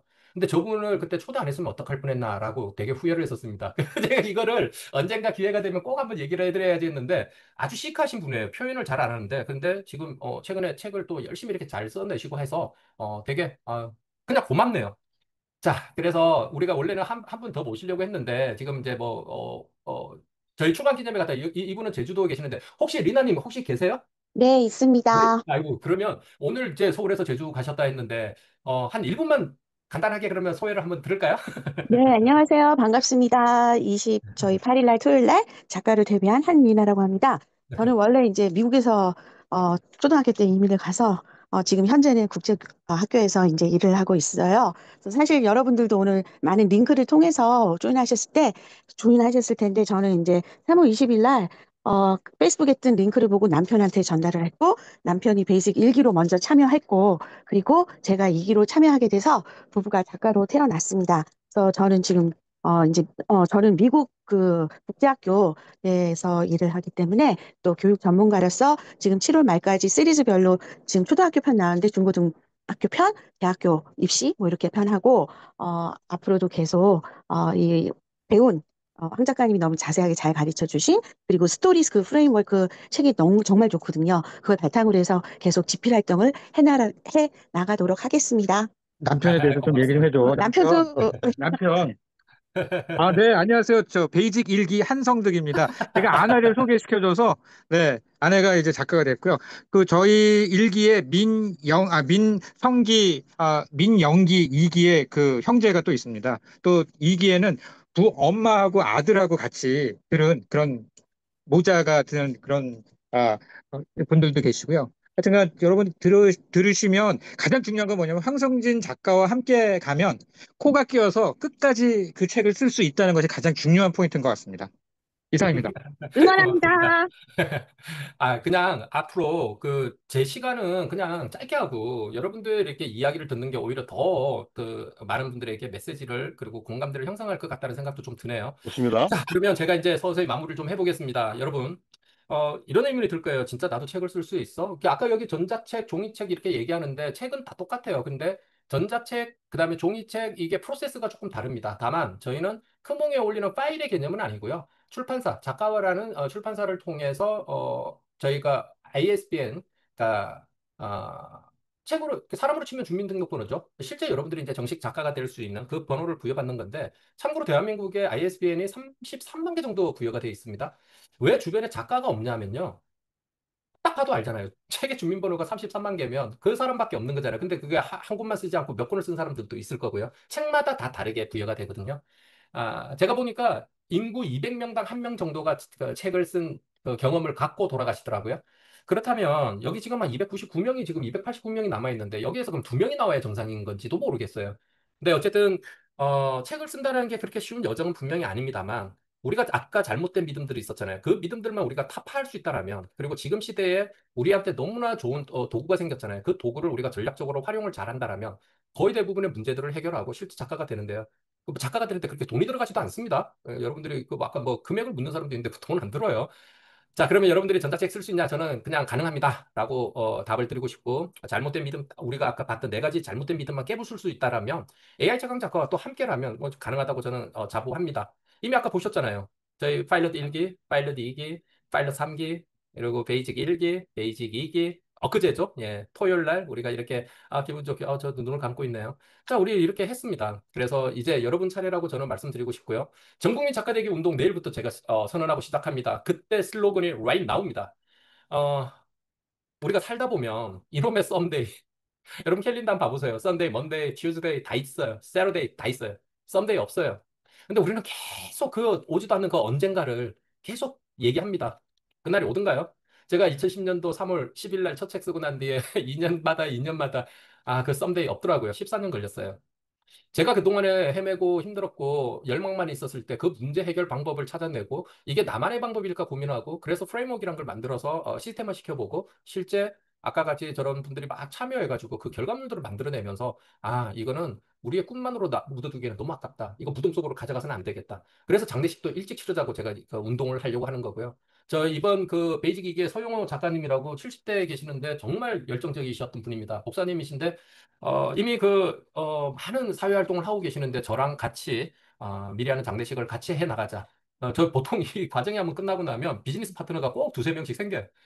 이제 우리 차례니까요. 우리가 한번 써봅시다. 그래서 저희가 이번에 베이직 라이브 클래스 3기를 모집을 해요. 엄청 고민을 했었는데 원래는 3기 안 하고 온라인 과정을 그냥 VOD로 이렇게 푼다라고 했는데 주변에서 또 많이 만류도 했었고 어, 결국에는 황성기 네가 책임 출간하고 네가 멱살 잡고 갔으니까 이게 되지 않아라는 또 피드백도 워낙 많았습니다. 그래서 더 이상 고민하지 말고 3기, 4기, 5기, 6기 한 올해까지 작가 250명을 배출하는 걸 목표로 해서 연말까지 그냥 계속 한번 해보자라고 지금 생각을 하고 있고 3기 모집을 지금부터 이제 시작을 할 건데요. 2기 때는 수업이 되게 많은데 수업을 대폭 줄였습니다. 줄인 것 치고도 적진 않아요. 수요일마다 다음 주 수요일 정규 수업을 시작으로 해서 수요일마다 3시간씩 줌 라이브를 진행하고요. 녹화본을 제공하고 두 번째 토요일에는 이번에는 오프라인 특강을 합니다. 베이직 1기, 2기 안 했는데 오프라인 특강을 해야겠어요. 왜냐하면 2주차쯤 되면 이제 격차가 조금씩 벌어지기 시작합니다. 여기서 처질 사람들을 여기서 빨리 발굴하고 빠르게 조치를 하기 위해서 오프라인 특강을 하고 Q&A를 진행하고요. 그 다음에 마지막 주에도 이때는 오프라인은 아닌데 전국에서 다 모이니까 오프라인 하기가 좀 한계가 있더라고요. 라이브 Q&A, 출간 유통, 신청까지 해서 딱 한 달 만에 우리가 또 출간 기념회를 한번 해보려고 합니다. 영주차, 여기 합류를 결정하신 분들에게는 제가 온보딩 수업 자료로 챗GPT 클로드 프로젝트를 잘 써야 되는데 이런 것들을 활용하는 법, 그다음에 노트북 LM 퍼플렉시티 책을 쓰기 위해서 우리가 LM AI를 또 어떻게 써야 되는지의 관점에서 제가 미리 사전 자료를 좀 드릴 겁니다. 그래서 첫째 주에는 책 쓰기는 스토리지 프레임워크를 알고 내 소개, 자기 소개하라 그러면 저는 몇 살이고 어디에서 자랐고 어느 학교를 나오고 보통 그렇게 얘기하잖아요. 여러분 비서랑 대화해가지고 그 비서가 써준 소개서를 저희는 발표합니다. 그래서 맥락 정보를 만들어가는 대화의 트레이닝을 좀 해나가고 저희 책에 있는 주제 선언물이라는 템플릿이 있어요. 거기에 넣어놓으면 주제 선언물이라는 게 아주 탄탄하게 구성이 됩니다. 이게 탄탄하게 구성이 되면 목차가 탄탄해지고요. 목차가 탄탄해지면 초고기획서라는 설계도가 아주 튼튼하게 나옵니다. 집을 지을 때 감각적으로 지을 수도 있겠지만 설계도 있어야 되거든요. 그래서 그 녀석을 만들어내는 과정에서 첫째 주에는 이걸 할 거고요. 둘째 주에는 목차를 작성하고 목차 구조화, 목차 재구조화 이게 사실 아마추어들에게는 가장 힘든 일입니다. 어떻게 해야 이렇게 중복이 안 되고 뭐 빠짐없이 이런 것들을 내가 원하는 어떤 컨텐츠들로 구성할 수 있느냐라는 부분들을 배우고 초고 기획서를 어떻게 작성하느냐 이거 제가 한번 예시로 보여드리면 아마 여러분 깜짝 놀랄 겁니다. 굉장히 디테일합니다. 근데 그거를 우리가 만들 수 있나요? 예, 만들 수 있습니다. 그거를 만드는 방법까지도 알려드립니다. 근데 이게 딱 되고 나면요, 새로운 세상이 열립니다. 그리고 이제 두 번째 주 오프라인에서 무엇이든 물어보세요. 여러분들이 도저히 모르겠다, 좀 헷갈린다라는 분들은 그날 오프라인에서 이제 문제 해결을 하고요. 3주 차에는 내용 풍부화, 쉽게 말해서 내가 가지고 있는 원고 또는 논문 이런 것들을 어떻게 녹여낼 거냐, 그리고 어떻게 태고해 나갈 거냐, 내 문제는 어떻게 접목시킬 거냐라는 부분들을 우리가 또 하고 과제도 만들어내는 거고요. 넷째 주에는 맨 마지막이죠. 책 제목은 우리가 마지막에 정합니다. 처음에 출판사가 계약하면 계약서에 제목은 없어요. 가제라고 나옵니다. 출판사가 맨 마지막에 하는 게 책 제목 정하는 거예요. 표지랑. 그래서 여러분 지인들이 페이스북, 인스타에다가 표지 4개 올려놓고 1번, 2번, 3번, 4번 어떤 걸 선택해 주시겠어요? 뭐 이런 거 많이 하잖아요. 이게 이제 프로세스 이코노미 차원에서 마케팅도 되지만 실제 맨 마지막에 잖아요. 그래서 그런 것들을 어떻게 우리가 해 나가고 실제 마케팅은 또 앞으로 초기의 마케팅은 또 어떻게 할 거냐라는 부분에 대해서 논의를 하고 라이브 Q&A를 통해서 그룹 코칭을 하고 저는 보통은 마지막 주차에 1대1 코칭을 많이 했는데 이번에는 둘째 주부터 바로 코칭을 들어갑니다. 어떤 분은 10시간 이상 시간이 소요되는 분도 있어요. 근데 약속을 했으니까 그분이 완료가 될 때까지 하다 보니까 길어지는 사람도 나오기 마련입니다. 그래서 혜택을 한눈에 이제 저희 그 클래스를 소개해드리면요. 모든 라이브 수업은 녹화본을 제공해주고요. 별도로 약간의 편집을 해드립니다.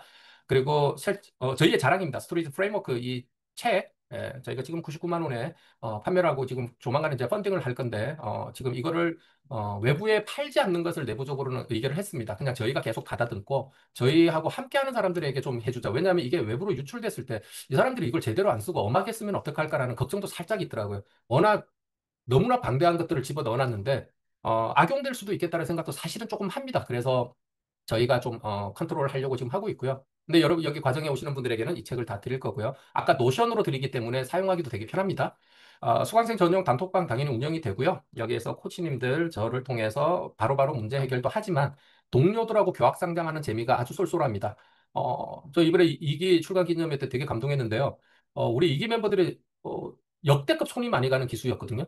진짜 제가 너무 힘들다고 아예 계속 힘들다고 제가 토론을 하고 가장 많은 시간을 쏟아부었어요. 그런데 출간 기념회 때 보니까 의리도 있고 오늘도 계속 자기들끼리 의논해가면서 새로운 어떤 뭘 막 이렇게 준비해 나가는 여정에서 교학상장 제대로 한다. 정말 좋은 인연들을 맺어간다. 사실 여기 오시는 분들 수준이 다 좋아요. 다 괜찮은 분들이 많이 오시고 아예 예를 들면 이런 우리 그 채팅창에도 질문하는 거 보면 그 사람 수준이 다 나오잖아요. 그러니까 참 교양 없이 대바라진 질문 이런 것들 많이 해요. 그런 분들은 아예 이 과정을 아예 입소를 안 시킵니다. 그 사람 때문에 여러 사람들이 피해를 보기 때문에 무조건 하고 통화는 다 해서 결정하거든요. 최종적으로. 결제했는데 환불해주면 되잖아요. 근데 통화를 해가지고 이 사람이 그런 게 전혀 준비 안 됐다. 그러면 안타깝게도 환불해드리고 내보냅니다. 그래서 굉장히 쾌적한 상황에서 진행을 할 수 있고요. 오프라인 출간 기념회는 저희의 시그니처가 되어 가고 있습니다. 이번에 혜택은 이때까지는 저희가 장학금도 조금 이렇게 책 성공하면 장학금도 드리고 했는데 이제는 그런 걸 안 하고요. 보니까 디자인이 되게 약해요. 저희가 캔바, 미드저니 이런 걸 가르쳐 드려도 그거를 잘 활용하는 게 이게 미적 감각이라는 거는 진짜 하루아침에 안 되는 것 같아요. 아까도 제가 그 소개하면서도 표지 아쉽다, 표지 아쉽다 그랬는데 저희가 그냥 디자인을 해주는 걸로 이번에는 그냥 이걸 서비스 항목으로 넣었습니다. 그래서 책 잘 쓰시면 디자인 이쁘게 해가지고 내드리려고 하고 있고요. 저희 뭐 AI 최강 작가 시그니처죠. 예, 될 때까지 책임 출간 코칭하는 거. 이번에도 황 대표는 여러분들하고 될 때까지 시간당 뭐 컨설팅 비용 뭐 저 아는 분들은 또 여기 아는 분들도 꽤 많은데 뭐 제 몸값은 이미 다 아시는 거고 그런데 여기에 오시는 분들에 한해서만큼은 2시든 3시든 끝장을 봅니다. 딱 30분만 모실 거고요. 비용은 198만 원입니다. 계속 올라요. 제일 처음에 우리 1기 2주차짜리 했을 때 수업 2번 했는데요. 그때 55만 원으로 시작했는데 계속 올라서 지금 198만 원인데 참고로 이것도 지난번 기수 때 제가 미리 예고해 드렸습니다. 사기는 매니저님, 우리 사기 오픈 날짜가 언제죠? 오픈 날짜 미리 좀 정해드릴 건데, 사기는 220만 원입니다. 계속 올라갑니다, 저희는. 그만큼 더 준비가 탄탄해지고 있고요. 그래서 하루 커피 한 잔 값으로 책을 한번 써보시라고 권유드리고 싶습니다. 다만 이제 오늘 상반기 마지막 날입니다. 우리 엄마하고 약속을 못 지킨 날인데요. 6월 30일 자정까지는 여기 계시는 분들에게는 저희가 10만 원 할인 쿠폰을 좀 드리려고 합니다. 그래서 3기에 신청하시는 분들에게 쿠폰을 발행해 드릴 건데요. 여러분들 거 신청하면서 쿠폰 코드에다가 라이터 0630이라고 입력하시면 10만 원 할인 혜택을 드립니다. 저희 소수정의 멱살 캐리입니다. 모든 분들 모실 수가 없어서 진단 테스트를 한번 할 건데요. 요거를 마치신 분들에게는 여기 한 2, 3분 걸립니다. 제가 지금 채팅창에 하나 보내드릴 건데요. 여기에 한번 들어가 보세요. 그리고 매니저님 중간중간에 채팅창에서 이거 한번 좀 넣어주세요. 영양 진단 한번 받아보실래요? 요거를 완료하신 분들은 그 끝 무렵에 아까 제가 말씀드렸던 핸드북 5만 원 상당의 핸드북이 들어가 있습니다. 그거 여러분들 그냥 쓰시면 돼요. 그러니까 여러분들이 AI 활용을 어떻게 하고 있는지 그리고 디지털 역량, AI 역량이 어떤지를 한번 살짝 가늠해 보는 계기가 될 거고요. 여러분들 스코어에 따라서 저희가 코멘트를 좀 정리를 해놨습니다. 그걸 보시면 나는 이런 걸로 충분히 쓸 수 있는 사람이네. 나는 역량이 부족하네. 나는 유튜브에서 기초부터 공부해야 되네. 이런 것들이 정리가 되어 있으니까 그거 한번 보시면 도움이 될 것 같습니다. 이게 이제 열렸네요. 아까 그 링크가 이렇게 나옵니다. 랜딩 페이지가. 여기에 과정에 대해서 다 나오고요. 아까 제가 말씀드린 것들 여기 다 들어있습니다. 커리큘럼하고 디테일한 커리큘럼은 신청자에게는 저희가 다 드립니다. 꼭 한번 읽어보십시오. 저희는 먼저 포기하지만 않으면 저희가 포기하는 일은 없습니다.